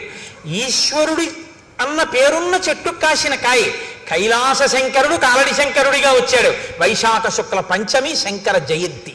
మనం మనుషులుగా ఎలా బతకాలో, వేదాన్ని ఎలా నేర్చుకోవాలో, ఎలా అనుష్ఠించాలో శంకర భగవత్పాదులు చెప్పారు. మామిడి పండు వచ్చిన మాధవ మాసంలో పండు లాంటి శంకరాచార్యుల వారు మల్లెపువ్వు పుట్టి విరివిగా దొరికేటటువంటి మధుమాసంలో చైత్రమాసంలో రామచంద్రమూర్తి ఇద్దరూ ఉద్భవించి ఇది తన సువాసన చేత అది తన తీపి చేత తాపాన్ని తీర్చినట్టు సంసార భ్రమణ పారితాపోప శమనాన్ని కల్పించారు ఇద్దరు. ఒకరు ధర్మాన్ని అనుష్ఠించి చూపించారు, ఒకరు ధర్మాన్ని బోధ చేసి చూపించారు. కాబట్టి చైత్ర శ్రీమాన్ అయం మాస పుణ్య పుష్పితకానన యవ్వరాజ్యాయ రామస్య సర్వం మే ఉపకల్ప్యతాం. ఈ చైత్రమాసం చాలా గొప్పదయా. అడవిలో పువ్వులన్నీ పూస్తాయి, పుష్పితకానన చెట్లన్నీ విరబూసి ఉంటాయి. కాబట్టి ఇది చాలా గొప్ప నెల. కాబట్టి ఇప్పుడు నేను పట్టాభిషేకం చేసేద్దాం అనుకుంటున్నాను. కాబట్టి వెంటనే వశిష్ఠుణ్ణి పిలిపించాడు, జాబాలుని పిలిచాడు, కాత్యాయనుణ్ణి పిలిచాడు. వశిష్ఠ, మీరు వెంటనే ఏర్పాట్లు చేసేయండి. ఎప్పుడో తెలుసా? ముహూర్తం రేపే. పుష్యమీ నక్షత్రం ఉండగా రేపు పట్టాభిషేకం చేసేస్తున్నాను రాముడికి, యవరాజ్య పట్టాభిషేకం అయిపోవాలి, మీరు ఏర్పాట్లు చేసేయండి అన్నాడు. ఏమిటంత హడావిడి? అంత అకస్మాత్తుగా రేపే పట్టాభిషేకం పెట్టేయడం ఎందుకు అంటే వశిష్ఠుడు అడగడు. ఎందుకు అడగడో తెలుసా? అడిగితే చెప్తాడు, తన గౌరవం పోగొట్టుకోడు. తనను అడగలేదంటే అది జరుగుతుందో జరగదో వశిష్ఠుడికి తెలుసు. ఇంత తొందరపడి ఏదో కప్పడానికి పెట్టిన ముహూర్తం నిలబడుతుందా? ఇది నిలబడదని వశిష్ఠుడికి తెలుసు. నిలబడదని తానని గౌరవం పోగొట్టుకోవడం ఎందుకు? ఊరుకున్నాడు. పెద్దలు పెద్దలే, తమను అడిగితే చెప్తారు, అడగకపోతే ఎందుకు? ఊరుకుంటారు. కాబట్టి ఊరుకున్నాడు. ఏర్పాట్లు చేయమన్నాడు కదా. కాబట్టి ఆయన పిలిచి అన్నాడు, సువర్ణాదీని రత్నాని బలీన్ సర్వౌషధీరపి శుక్లమాల్యాంశ్చ లాజాంశ్చ పృథచ్చ మధుసర్పిషి ఆహతాని చ వాసాంసి రథం సర్వాయుధాన్యపి చతురంగ బలంచైవ గజంచ శుభలక్షణం చామర వ్యజనే శ్వేతే ధ్వజం ఛత్రం చ పాండురం శతంచ శాతకుంభానామద్వివర్చసాం హిరణ్య శృంగం వృషభం సమగ్రం వ్యాఘ్రచర్మ చ ఉపస్థాపయత ప్రాతః అగ్నిగారం మహీపతే. ఆ సేవకులందరినీ పిలిచి మంత్రుల్ని అన్నాడు, మీరు బంగారాన్ని, రత్నాల్ని, ఓషధుల్ని, పేలాల్ని, బంగారు పాత్రల్ని, చతురంగ బలాల్ని, శుభలక్షణములు కలిగినటువంటి భద్రగజాన్ని, తెల్లటి గొడుగుని, 100 పాత్రల్ని, బంగారు తొడుగులు ఉన్నటువంటి ఒక ఎద్దుని, పూర్తిగా ఉన్నటువంటి ఒక పులి చర్మాన్ని, వీటన్నింటినీ కూడా రాజుగారి యొక్క అగ్నికార్యం చేసుకునేటటువంటి గదిలో పెట్టండి అన్నాడు. నిత్యాగ్నిహోత్రీకుడైన దశరథ మహారాజు గారు. కాబట్టి ఆయన గదిలో పెట్టండి అన్నాడు. తెల్లవారేటప్పటికి, రేపు సూర్యోదయం అయ్యేటప్పటికీ స్వస్తివాచకం చెయ్యాలి మనం అందరం కూడా. కాబట్టి ఈ స్వస్తివాచానికి అందరూ సిద్ధంగంటని ఋషుల్ని పురోహితుల్ని పురమాయించాడు. అందరూ చాలా సంతోషపడిపోయారు. ఎక్కడి వాళ్ళు అక్కడ పనుల మీద బయలుదేరారు. సుమంత్రుణ్ణి పిలిచాడు, తొందరగా వెళ్ళి రాముణ్ణి తీసుకురా అన్నాడు. ఉన్నవాడు ఉన్నట్టు సుమంత్రుడు వెళ్ళాడు, రాముణ్ణి రథం ఎక్కించుకున్నాడు, తీసుకొస్తున్నాడు. ఆ గవాక్షంలో నిలబడి చూశాడు రాముడు వస్తుంటే. అబ్బా, ఎంత అందగాడు నా కొడుకు అనుకున్నాడు. ఎంత విఖ్యాతమైన పౌరుషం ఉన్నవాడు. దీర్ఘబాహుం మహాసత్వం మాతంగగామినం చంద్రకాంతాననం రామం అతీవ ప్రియదర్శనం రూపౌదార్య గుణై పుంసాం దృష్టి చిత్తాపహారిణం ఘర్మాభితప్తాహ పర్జన్యం హ్లాదయంతమివ ప్రజాః నతర్ప సమాయంతం పశ్యమానో నరాధిపః. అటువంటి రాముణ్ణి రథంలో వస్తుండగా సింహవిక్రమ ఉన్నవాణ్ణి, చంద్రుడు ఎలా ఉంటాడో అటువంటి కాంతితో ఉన్నవాణ్ణి, దీర్ఘమైనటువంటి బాహువులు ఉన్నటువంటి వాణ్ణి, ఏనుగు వంటి నడకున్నవాణ్ణి, ఆ రాముణ్ణి చూసుకుని పొంగిపోయాడు. అలా నిలబడి అక్కడే ఆ సంతోషంతో రాముడు దిగి పైకి వస్తున్నాడు. తను అలా చూస్తున్నాడు. రాముడి దగ్గరికి వచ్చాడు. పక్కకి వచ్చి స ప్రాంజలిరభిప్రేత్య ప్రణత పితురంతికే నామస్వం శ్రవయం రామో వవందే చరణౌ పితుహు. ఆయన దగ్గరకు వచ్చి రామవర్మన్ హంభో అభివాదయే అని తండ్రి గారి దగ్గరికి వచ్చి తండ్రి గారి పాదాలు ముట్టుకుని తన పేరు చెప్పి నమస్కారం చేశాడు. చాలా సంతోషించాడు. దగ్గర కూర్చోపెట్టుకున్నాడు. నాయనా, నీతో నేను కొన్ని విషయాలు మాట్లాడాలి, అందుకని పిలిచాను రా అన్నాడు. కూర్చోపెట్టాడు. కూర్చోపెట్టన్నాడు. తం పశ్యమానో నృపతి తుతోష ప్రియమాత్మజం అలంకృతమివాత్మానం ఆదర్శ తల సంస్థితం. రాముడికి ఎదురుగుండా దశరథుడు కూర్చున్నట్టు. మాట్లాడదాం అనుకుని ఇలా చూసేట రాముణ్ణి. చూస్తే ఎలా అనిపించిందంటేట, తను యవ్వనంలో ఉన్నప్పుడు బాగా ముస్తాబై అద్దం ముందుకెళ్ళి నిలబడితే తన ప్రతిబింబం ఎలా కనపడుతుందో అలా అన్ని విధాలా తన పోలికలతో తను యవ్వనంలో ఎలా ఉండేవాడో అలా కనపడ్డట రాముడు. ఎంత ప్రీతి చెందాడోట నా కొడుకు అచ్చున అలా ఉన్నాడని పొంగిపోయేట పిచ్చి దశరథుడు. ఎంత బాధపడతాడో నిజంగా దశరథ పరితాపం చదవడమే కష్టంగా ఉంటుంది. కాబట్టి ఇప్పుడు ఆ కొడుకుని చూసుకుని అన్నాడు, నాయనా నిన్ను పుష్యమీ నక్షత్రం ఉండగా నీకు యవ్వరాజ్య పట్టాభిషేకం చేస్తానన్నాడు. రామాయణ కాలంలో వారాలు లేవు, ఆదివారం సోమవారం మంగళవారం బుధవారం అప్పుడు లేవు, అవి ఇప్పుడు వచ్చాయి. అప్పుడు నక్షత్రాలు బట్టే చెప్పేవారు. కాబట్టి పుష్యమీ నక్షత్రంలో నీకు యవ్వరాజ్య పట్టాభిషేకం చేస్తాను. నువ్వు మంచివాడివే, కానీ నీ ఎందున్న ప్రీతి చేత నేను నీకు కొన్ని మంచి మాటలు చెప్తాను. నువ్వు భూయో వినయమాస్థాయ, ఇంకా బాగా వినయంగా ఉండడం నేర్చుకో. భవనిత్యం జితేంద్రియ, బాగా జితేంద్రియుడు కావాలి. కామక్రోధ సముద్ధాని త్యజేధా వ్యసనానిచ, నాయన కామక్రోధములను అణిచిపెట్టి వ్యసనములను విడిచిపెట్టి నువ్వు చాలా మంచివాడవన్న పేరు తెచ్చుకోవాలి. సరే వెళ్ళిరా, రేపు ఉదయం నీకు పట్టాభిషేకం. ఒక్క మాట అంటే ఒక్క మాట, అబ్బా నాన్నగారండి ఎంత మంచి మాట చెప్పారండి, మా ఫ్రెండ్స్కి వెళ్ళి పార్టీ ఇవ్వాలని ఏం అనలేదు. నువ్వు ఇంకా బాగా వృద్ధిలోకి రావాలి ఏమనలేదు. వచ్చాడు, నమస్కారం పెట్టాడు, నాన్నగారు చెప్పారు, విన్నాడు, వెళ్ళిపోయాడు, అంతే. అది రాముడు అంటే. కదలనివాడు ఆయన, కదులుతున్నవి మిగిలినవి. వెళ్ళిపోయాడు. వెళ్ళిపోయిన తర్వాత వశిష్ఠాదుల్ని పిలిచాడు, ఓ మాట చెప్పాడు, నువ్వు వెళ్ళి ఉపవాస వ్రతం చేయించు సీతారాములతో అన్నాడు. అని మళ్ళీ అంతఃపురంలోకి వెళ్ళాడు. మళ్ళీ సుమంత్రుడిని పిలిచాడు, మళ్ళీ వెళ్ళి రాముణ్ణి అకస్మాత్తుగా తీసుకురా. అంటే మీకు ఒక విషయం బాగా గమనించాలి. ఇప్పుడు దశరథుడు మనస్సు స్థిరంగా లేదు, ఏదో భయపడుతున్నాడు. ఆ పని అవుతుందా, చాలా ఉద్వేగంగా ఉన్నాడు. రాముడికి పట్టాభిషేకం చేసేస్తానా, అయిపోతే బాగున్నాం, ఏదో కంగారు పడిపోతున్నాడు. మళ్ళీ పిలవమన్నాడు. మళ్ళీ వెళ్ళాడు సుమంత్రుడు. ఆశ్చర్యపోయాడు రాముడు, అదేంటి ఇప్పుడే వచ్చావు అన్నాడు. దశరథుడు మళ్ళీ పిలుస్తున్నాడు, వస్తావో రావో నీ ఇష్టం అన్నాడు. తప్పకుండా వస్తాను, కానీ నాన్నగారు మళ్ళీ వెంటనే ఎందుకు పిలిచారు? మళ్ళీ వెళ్ళాడు. మళ్ళీ వెళ్ళి అంతఃపురంలో మళ్ళీ ఎదురుగుండా వెళ్ళి నమస్కారం చేసి నించున్నాడు. కూర్చున్నాడు. అనుభూతాని చేష్టాని మయా వీర సుఖాన్యపి దేవర్షి పితృ విప్రాణాం అనృణోస్మి తథాత్మనః. నాయన రామా, నేను చాలా పెద్దవాడిని అయిపోయాను, నేను ఎన్ని భోగాలు అనుభవించాలో అన్నీ నేను అనుభవించేశాను. దేవర్షి పితృ విప్రాణాం, దేవతల యొక్క, పితృ అంటే తండ్రి యొక్క, విప్ర బ్రాహ్మణుల యొక్క, మధ్యలో దేవర్షి ఋషుల యొక్క రుణాన్ని నేను తీర్చేసుకున్నాను. కాబట్టి నా ప్రయోజనం పూర్తయిపోయింది. అనేక యజ్ఞయాగాలు చేశాను, దేవతల రుణం తీర్చుకున్నాను. ఋషులు ఇచ్చినటువంటివి చదువుకున్నాను, ఋషి రుణం తీర్చుకున్నాను. పితృదేవతలు నన్ను ఎలా కన్నారో అలా నేను మిమ్మల్ని కన్నాను, వాళ్ళ రుణం తీర్చుకున్నాను. బ్రాహ్మణులకి విశేషమైన దానాలు చేశాను, దానివల్ల వాళ్ళ రుణం తీర్చుకున్నాను. నాకు అన్ని రుణాలు తీరిపోయాయి. కానీ రామ, ఈ మధ్య నాకు దుశ్శకునములు కనపడుతున్నాయి, పగటిపూట కనపడుతున్నాయి, స్వప్నంలో కనపడుతున్నాయి. అకస్మాత్తుగా ఉల్కలు నేల మీద పడుతున్నాయి.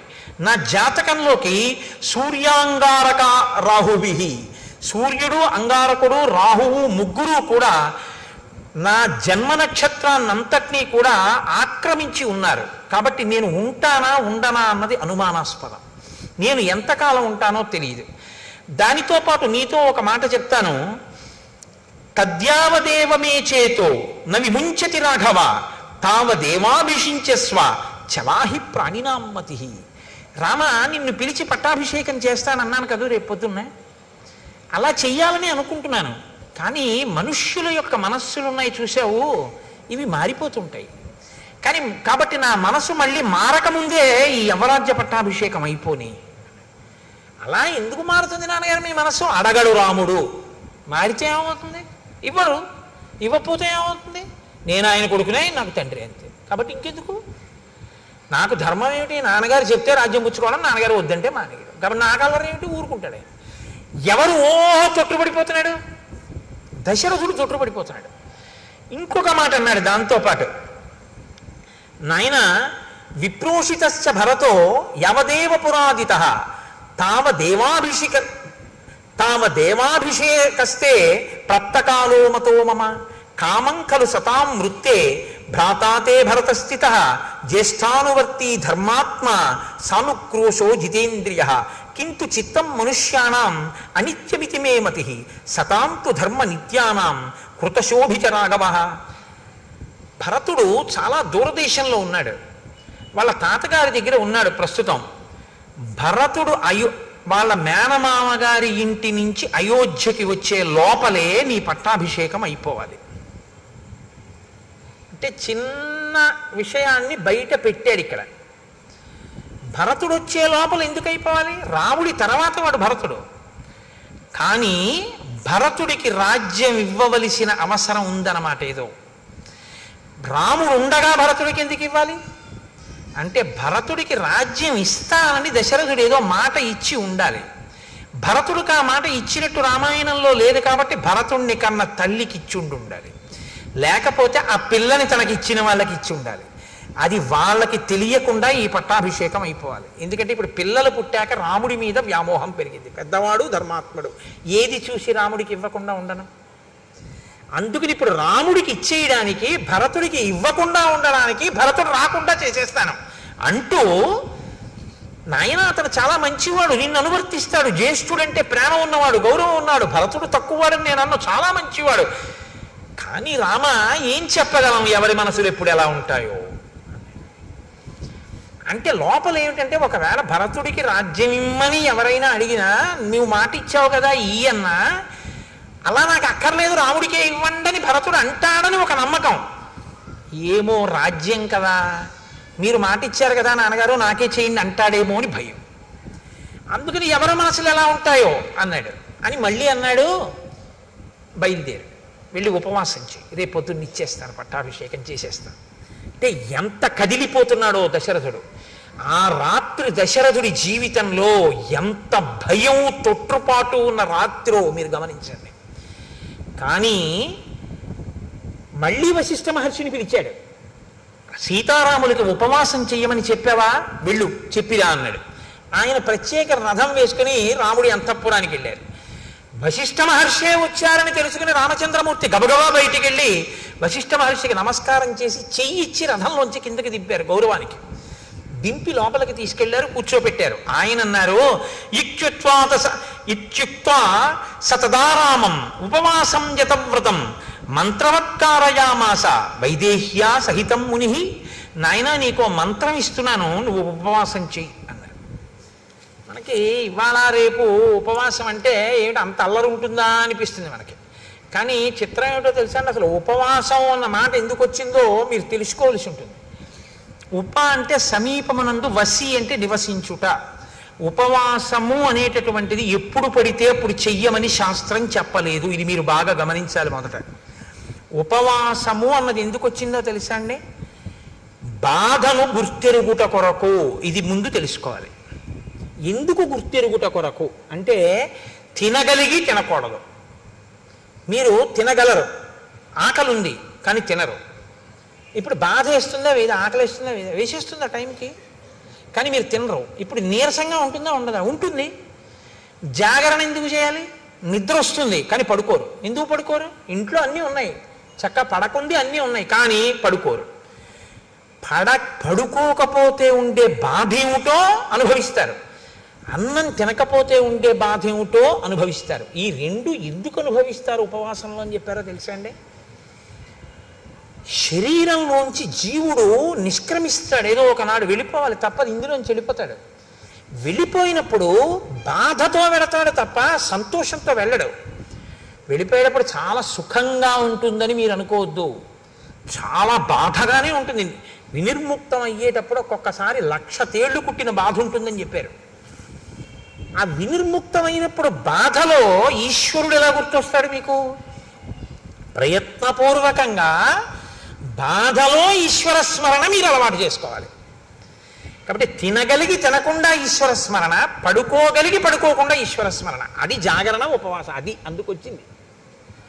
అది మీ ఇష్టం వచ్చినట్టు చేశారనుకోండి, ఈ శరీరాన్ని బాధ పెట్టిన పాపం మీ ఖాతాలో వేస్తారు. మరి ఉపవాసం ఎప్పుడు చెయ్యాలి, మీ ఇష్టం కాదు, శాస్త్రం నిర్ణయం చేసింది ఎప్పుడు చెయ్యాలో. ఒక్క ఏకాదశి నాడు మాత్రమే ఉపవాసం చెయ్యాలి. ఏకాదశి తిథి ఉపవాసం, ద్వాదశి పారణ. సూర్యోదయం అవగానే ఎంత తొందరగా వీలైతే అంత తొందరగా భోజనం చేసేయాలి. యంత్రాలని కూడా ఏం చేస్తామంటే షట్ డౌన్ అని ఆఫ్ చేస్తారు కొన్నాళ్ళు, ఓ 2 రోజులు విశ్రాంతిని ఇస్తారు, ఘర్షణ పుట్టేస్తుందని. మీరు ఈ శరీరంలో కొన్నింటిని ఆపడం మీ తరం కాదు, ఆపకూడదు కూడా. గుండె ఆపుతానంటే 2 రోజులు రెస్ట్ ఇస్తానంటే కుదరదు, ఊపిరితిత్తులు ఆపుతానంటే కుదరదు. కానీ అన్ని అవయవాలకి కావలసినటువంటి రక్తాన్ని తయారు చేయడానికి, తీసుకున్న పదార్థాన్ని జీర్ణం చెయ్యడానికి ఈ వ్యవస్థ నిరంతరం పనిచేస్తుంది. నిరంతరం పనిచేసే ఈ వ్యవస్థకి విశ్రాంతినిస్తే అది మరింత సంతోషంగా పనిచేస్తుంది. ఈ శరీరానికి అన్నం ఇవ్వడం ఆపి భగవద్ కీర్తనామృతంతో దీన్ని నింపుతారు. ఆ ఉపవాసం అన్నాడు. భజనామృతము, భజన చేత అమృతం, స్తోత్రామృతము, స్తోత్రములతో అమృతం, ధ్యానామృతము, ధ్యానము చేత అమృతం. తప్ప ఉపవాసం ఉండి ఆఫీస్కి వచ్చేసానంటే అని వెళ్ళిపోకూడదు. ఉపవాసం కాదు. అది ఏమిటవుతుందో తెలుసా అండి? తినగలిగి తినకుండా ఉండి ఒకనాడు కిందటి జన్మలో నువ్వు అన్నం తించదు అనుకుంటే ఆ వ్యవధిలో ఉపవాసం ఉండాలి. ఏదో ఒక ఆయన ఉన్నాడు, ఒక 6 గంటల కన్నా ఆయన తినకుండా ఉండకూడదు. కాబట్టి ఇప్పుడు 6 గంటలు మాత్రమే ఉండి శరీరము పడిపోకుండా నిలబెట్టడానికి వీలైనటువంటి సాత్విక పదార్థంతో శరీరాన్ని నింపాలి. ఎంత తింటే కన్ను పడిపోతుందో, ఆవలింత వస్తుందో అంత తినకుండా, ఎంత తింటే కడుపు నిండిపోయి కన్ను పడిపోకుండా ఉండి శరీరం నిలబడుతుందో, ఈశ్వరారాధనకి యోగ్యతతో ఉంటుందో అంత మాత్రమే పెట్టాలి. అంటే ఒక యాపిల్ పండు తిను, ఒక గ్లాసు పాలు తాగు, తప్పులేదు. అసలండి నేను ఉపవాసం, నేను స్పృహ తప్పిపోయినా తినను, నా షుగర్ రేటింగ్ పడిపోయి నేను కోమాలోకి వెళ్ళిపోయినా తినను అన్నారనుకోండి, అది ఉపవాసము కాదు. మీరు బాగా గుర్తుపెట్టుకోండి, అది శరీరమును శోషింపచేయుట. అలాగని నేను ఉండలేనండి అని ఎప్పుడూ తినేయకూడదు. ఎప్పుడో అప్పుడు ఉపవాసం ఉండాలి. 3 గంటలు ఉండగలవా? ఉండు. 4 గంటలు ఉండగలవా? ఉండు. అరగంట ఉంటానండి అని చెప్పి ఇడ్లీ 8 తినేది 8:30కి తినేయకూడదు. ఏదో ఒక రోజున నువ్వు ఉండగలిగిన వ్యవధి చూసుకుని ఉపవాసం చెయ్యాలి. ఆ ఉపవాసంలో ఏం చెయ్యాలి అంటే, మీరు రోజల్లా ఉపవాసం ఉన్నారనుకోండి, రోజల్లా ఉపవాసం అంటే అర్థం ఏమిటో తెలుసా అండి? మీరు ధ్యానమునందు ఉండాలి. మార్చి మార్చి ఉపవాసం చేయాలి. మేము ఒకసారి సత్యనారాయణ వ్రతం అసలు శాస్త్రంలో ఎలా చెయ్యాలో అలా చేశాం. కాపవరంలో చేశాం కదా శర్మ గారు. పగలల్లా ఉపవాసం ఉండమంటుంది. స్కాంద పురాణే రేవాఖండే అంటాం. అది చెప్పేదోటి మనం చేసేదోటి అనుకోండి. సత్యనారాయణ వ్రతం పొద్దున చేసేస్తాడు, అందులో ఎక్కడ పొద్దున చేయమని ఉండదు. ఉపవాసం ఉండి సాయంకాలం చేయి గోమయంతో అలుకక్కడని ఉంటుంది. ఎవడో ఆవు పేడతో అలికేవాడు ఉండడు. ఆ మంటపాన్ని దానం చేసేయని ఉంటుంది. నిన్ను ఎవడ పెట్టమన్నాడు? అష్టలక్ష్మి వెండి చెంబు. మంటపం దానం చేసి చెంబు వీడు దాచేసుకుంటాడు. ఇంకా మంటపం దానం ఏమిటి? వ్రతమా, వ్రత భంగమా? నువ్వు ఇవ్వగలిగిన రాగి చెంబే పెట్టి నిన్ను ఎవడెట్టమన్నాడు? మీ ఇంట్లో ఉంది అష్టలక్ష్మి చెంబని. అష్టలక్ష్మి చెంబు పెట్టడం ఎందుకు? మంటపం దానం చేసి చెంబు దాచేసుకోవడం ఎందుకు? చెంబెట్టి దానం మంటపం ఇచ్చేస్తే చెంబు కూడా పోయిందంతే. ఇచ్చేసేయి, సంతోషంగా ఇచ్చేసేయి, ఏడుస్తూ ఇవ్వకు, మళ్ళీ అదో గొడవ. కాబట్టి చేసేటప్పుడు పురాణం ఎలా చెప్పిందో అలా చెయ్యాలి. కల్పం అంటారు, అంతేగాని మన ఇష్టం వచ్చినట్టు మనం చేయకూడదు. పగలంతా ఉపవాసం ఉండుట అంటే మార్చి మార్చి ఈశ్వర సేవ చేస్తూ ఆయనకు దగ్గరగా ఉండాలి. తిన్నది కూడా ఆయన ప్రసాదం తినాలి, ఆయనకి పెట్టగా మిగిలినది తినాలి. అంతేకాని మనకని వండుకుని తినేసింది తినకూడదు. ఆ రోజున ఈశ్వరుడికి పెట్టగా మిగిలిందంటే ఏంటి? 4 సమోసాలు నైవేద్యం పెట్టానండి తిన్నానండి అనకూడదు. ఈశ్వరుడికి పెట్టగా మిగిలిందంటే ఏమిటో తెలుసా అండి? చెరువు ఎప్పుడూ మిగలకుండా ఉండకూడదని శాస్త్రం కదండి. హవిష్యం యజ్ఞం చేసేటప్పుడు, హోమం చేసేటప్పుడు సరిపోయేటంత ఉండకూడదు, కొంచెం ఎక్కువ ఉండాలి. హవిష్య పాత్రలో హవిష్యం మిగలాలి ఎప్పుడు కూడా. అది వేస్తారు. మిగిలిన హవిష్యం ఉంటుంది, దానికి రుచి ఏమి ఉండదు. అదేం దాంట్లో మిరియాలు, ఉప్పు, కారం అన్నీ వేసుకుని ఏం తయారు చేసుకోలేదు, ఏదో కమ్మగా ఉంటుంది అంతే, పచనం చేసి ఉంటుంది. అది దాన్ని ఇంట్లో హోమం చేసేసిన తర్వాత పాత్రలో మిగిలిపోయిన హవిష్యం ఏది ఉంటుందో దాన్ని తినాలి ఆ రోజున. అందుకే ఓ మాట అంటారు, స్వామి పుష్కరిణీ స్నానం సద్గురో పాదసేవనం ఏకాదశి వ్రతంచా పీత్రయం అత్యంత దుర్లభం. ఏకాదశి వ్రతం ఎవడు చెయ్యడరా అంటారు. ఇదే కారణం. ఇలా చేస్తే ఒక్క ఏకాదశి వాడి జీవితం సంస్కరింపబడుతుందంటారు, ఈశ్వరానుగ్రహం కలుగుతుందని. కాబట్టి ఉపవాసం ఏమిటో చెప్పిరా నా కొడుక్కి కోడలకి అన్నాడు. ఎందుకు చెప్పాలి? మా అబ్బాయికి తెలుసు, మా కోడలికి తెలియదు. మా అబ్బాయి చేత మా కోడలికి చెప్పిస్తే అమ్మ బాబోయ్ ఇవాళ ఉపవాసమా అంటే మావాడు చిన్నపుచ్చుకుంటాడు. కులగురువు కదా, ఇద్దరినీ కూర్చోబెట్టి నువ్వు చెప్పాలి ఇలా చెయ్యండి అని. ఏమో తెలుసున్నది ఎక్కడైనా సరిగ్గా ఆచరించలేకపోతాడో. ఈశ్వరానుగ్రహం రాముడికి బాగా ఉండాలి, ఉపవాసం చెయ్యాలి, అందుకని వెళ్ళు. ఉపవాసం చేసిన రోజు రాత్రి భార్యతో కలిసే పడుకోవాలి, కానీ మనసు కదలకూడదు. మనసు కదలకుండా పడుకోవాలంటే పూజామందిరంలో పడుకోవాలి. పూజామందిరంలో దర్భాసనం వేసుకుని పడుకోవాలి భార్యతో కలిసి. తప్ప ఆవిడతో కలిసి పడుకుంటే నా ఉపవాసం పాడైపోతుందండి అని ఇద్దరు చెరోగదిలో పడుకోకూడదు. ఇంకా నువ్వు ధర్మబద్ధమైన దాంపత్యం ఏం చేస్తావు? దర్భాసనం వేసుకుని ఇద్దరు పూజామందిరంలో పడుకుంటే ఆవిడ నీ పక్కనున్నా నీ మనసు కదలకూడదు. ఈశ్వర పాదముల దగ్గర నేను పడుకున్నాను, ఉపవసించి ఉన్నానని పడుకోవాలి. ఇది ఉపవాసం అని చెప్పిరా వశిష్ఠ. అలా మా వాడు చేస్తే బాగా ఈశ్వరానుగ్రహం కలుగుతుంది.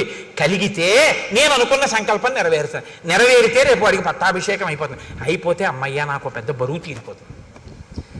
రాముడి వైపు నుంచి ఈశ్వరానుగ్రహాన్ని పరిపుష్టం చేస్తున్నాడు దశరథుడు.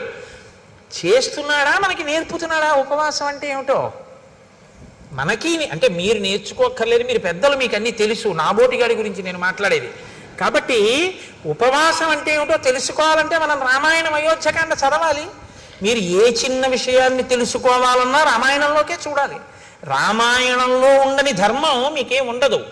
కాబట్టి ఉపవాసం అంటే ఇది అని తెలుసుకుని చేస్తే అది ఉపవాసం. అది తెలుసుకోకుండా చేస్తే ఇంకోలా ఉంటాయి ఆ ఉపవాసాలు. కాబట్టి వెళ్ళవయ్యా, వెళ్ళి అలా చేయించు అన్నారు. ఇప్పుడు రాముడు ఏం చేశాడు అన్నారు అంటే మహానుభావుడు ఆయన శేషంచ హవిషస్తస్య ప్రాశ్యాశా స్యాత్మన ప్రియం. ఆయన రాత్రి పడుకున్నప్పుడు దర్భాసనం వేసుకుని భార్యతో కలిసి దేవాలయంలో పడుకున్నాడు, విష్ణు భగవానుడి దేవాలయంలో.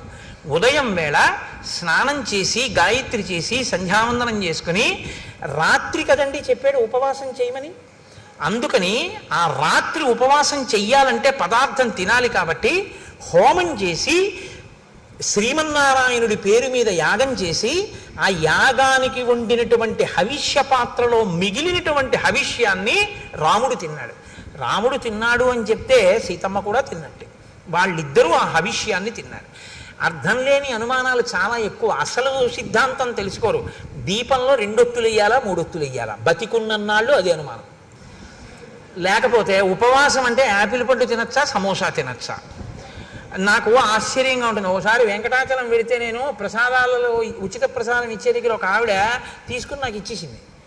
ఇచ్చేస్తే నేను అనుకున్నాను ఏమమ్మా మీరు పులిహార తినరా ఏమన్నాను అంటే కాదండి నేను ఇవాళ ఉపవాసం అంది. ఆవిడ ఉపవాసం అంట వెంకటేశ్వర స్వామి ప్రసాదమే తిందట. ఏం ఉపవాసం, దేనికి చేస్తున్నట్టు ఉపవాసం? ఉపవాసం ఈశ్వరానుగ్రహం కోసం. ఈశ్వరానుగ్రహమే ప్రసాదం. ప్రసాదమునకు ఈశ్వరానుగ్రహం ప్రసాద రూపంలో ఇస్తారు మీకు. అది తింటే అదే మీ మనసు అవుతుంది. మనసులో బుద్ధి వస్తుంది, బుద్ధి వలన ఆలోచన వస్తుంది, ఆలోచన వలన ఈశ్వరానుగ్రహంతో కూడిన ఆలోచన వలన మీ ఆపదకి పరిష్కారం దొరుకుతుంది, పరిష్కారం వల్ల మీరు గట్టెక్కుతారు. కాబట్టి ప్రసాదం తినండి అంటారు. ప్రసాదం వదిలేస్తే సత్యనారాయణ స్వామి వారి వ్రతకథలో కూతురు అల్లుడి గారి పడవ మామగారి పడవ మునిగిపోయాయి అంటారు. అంటే ఆ శాడిస్తే ఆ సత్యనారాయణ స్వామి ప్రసాదం తినని వాడు ఎవడు పడవలు ముంచేద్దామని చూస్తాడనే దాని అర్థం. అంటే ఈశ్వరానుగ్రహాన్ని వదిలేసుకుంది కాబట్టి పడవ మునిగిపోయింది, పుచ్చుకుంది కాబట్టి లేచింది. ప్రసాదం అనగా ఈశ్వరానుగ్రహము, అది తెలుసుకో.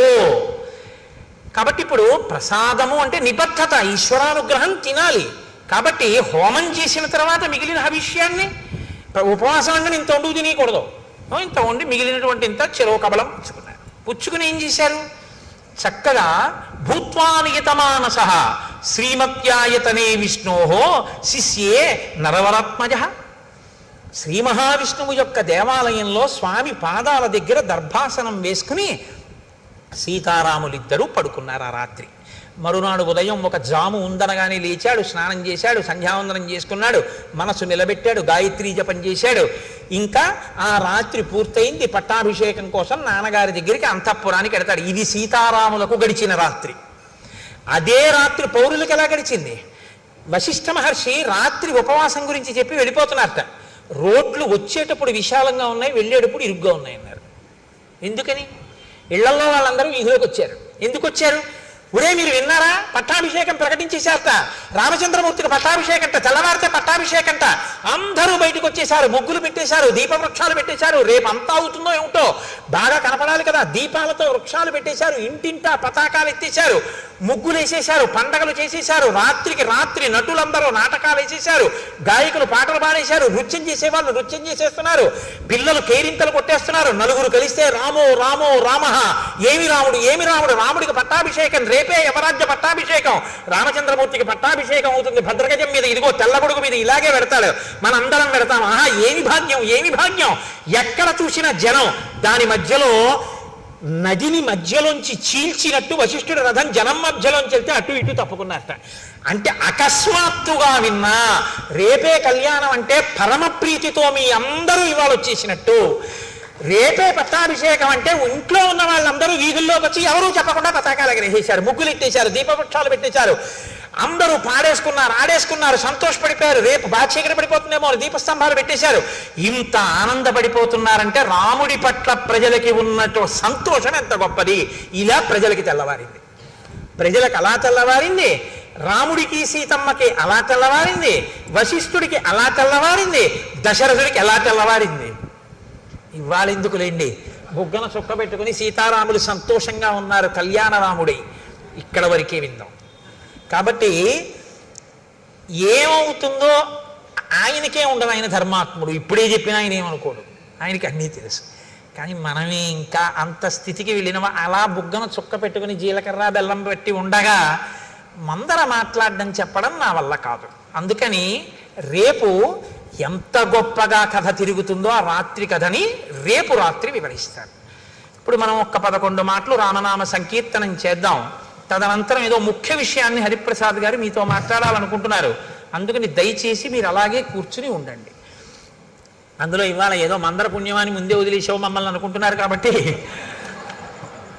ఆత్మలో జీవాత్మతానై అలరుచున్నది రామనామము, రామనామము రామనామము రమ్యమైనది రామనామము, కర్మనేత్రదయము చేతను కానరానిది రామనామము, రామనామము రామనామము రమ్యమైనది రామనామము, 3 నదులను దాటు వారికి మోక్షలక్ష్మి రామనామము,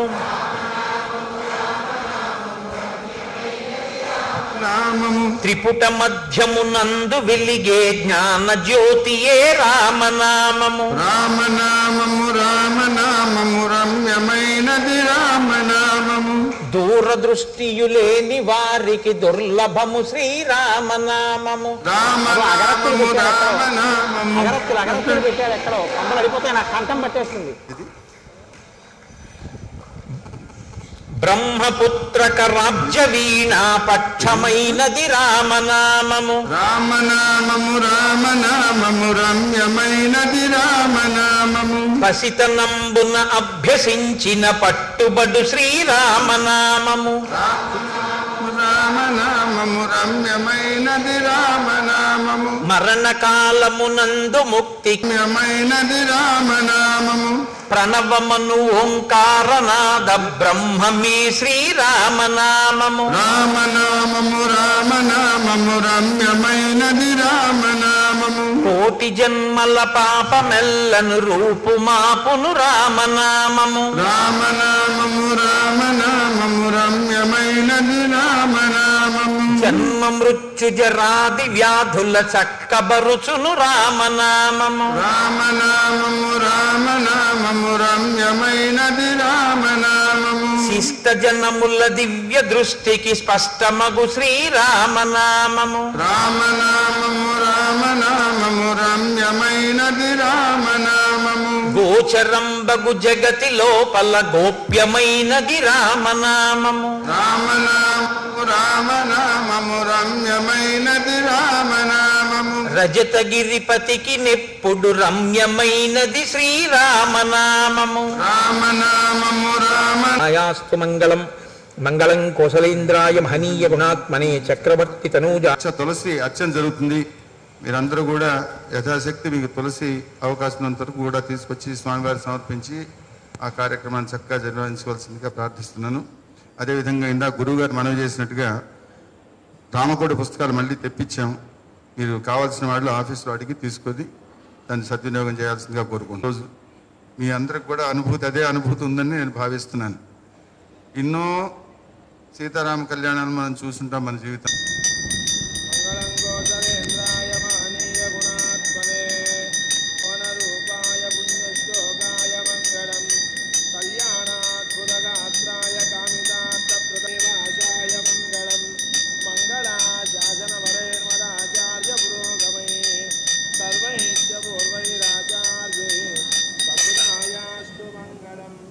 जय श्रीमद् रमारमण गोविंद नम पार्वती पदे हर हर महादेव वेणुकोंडलवाड वेंकटरमण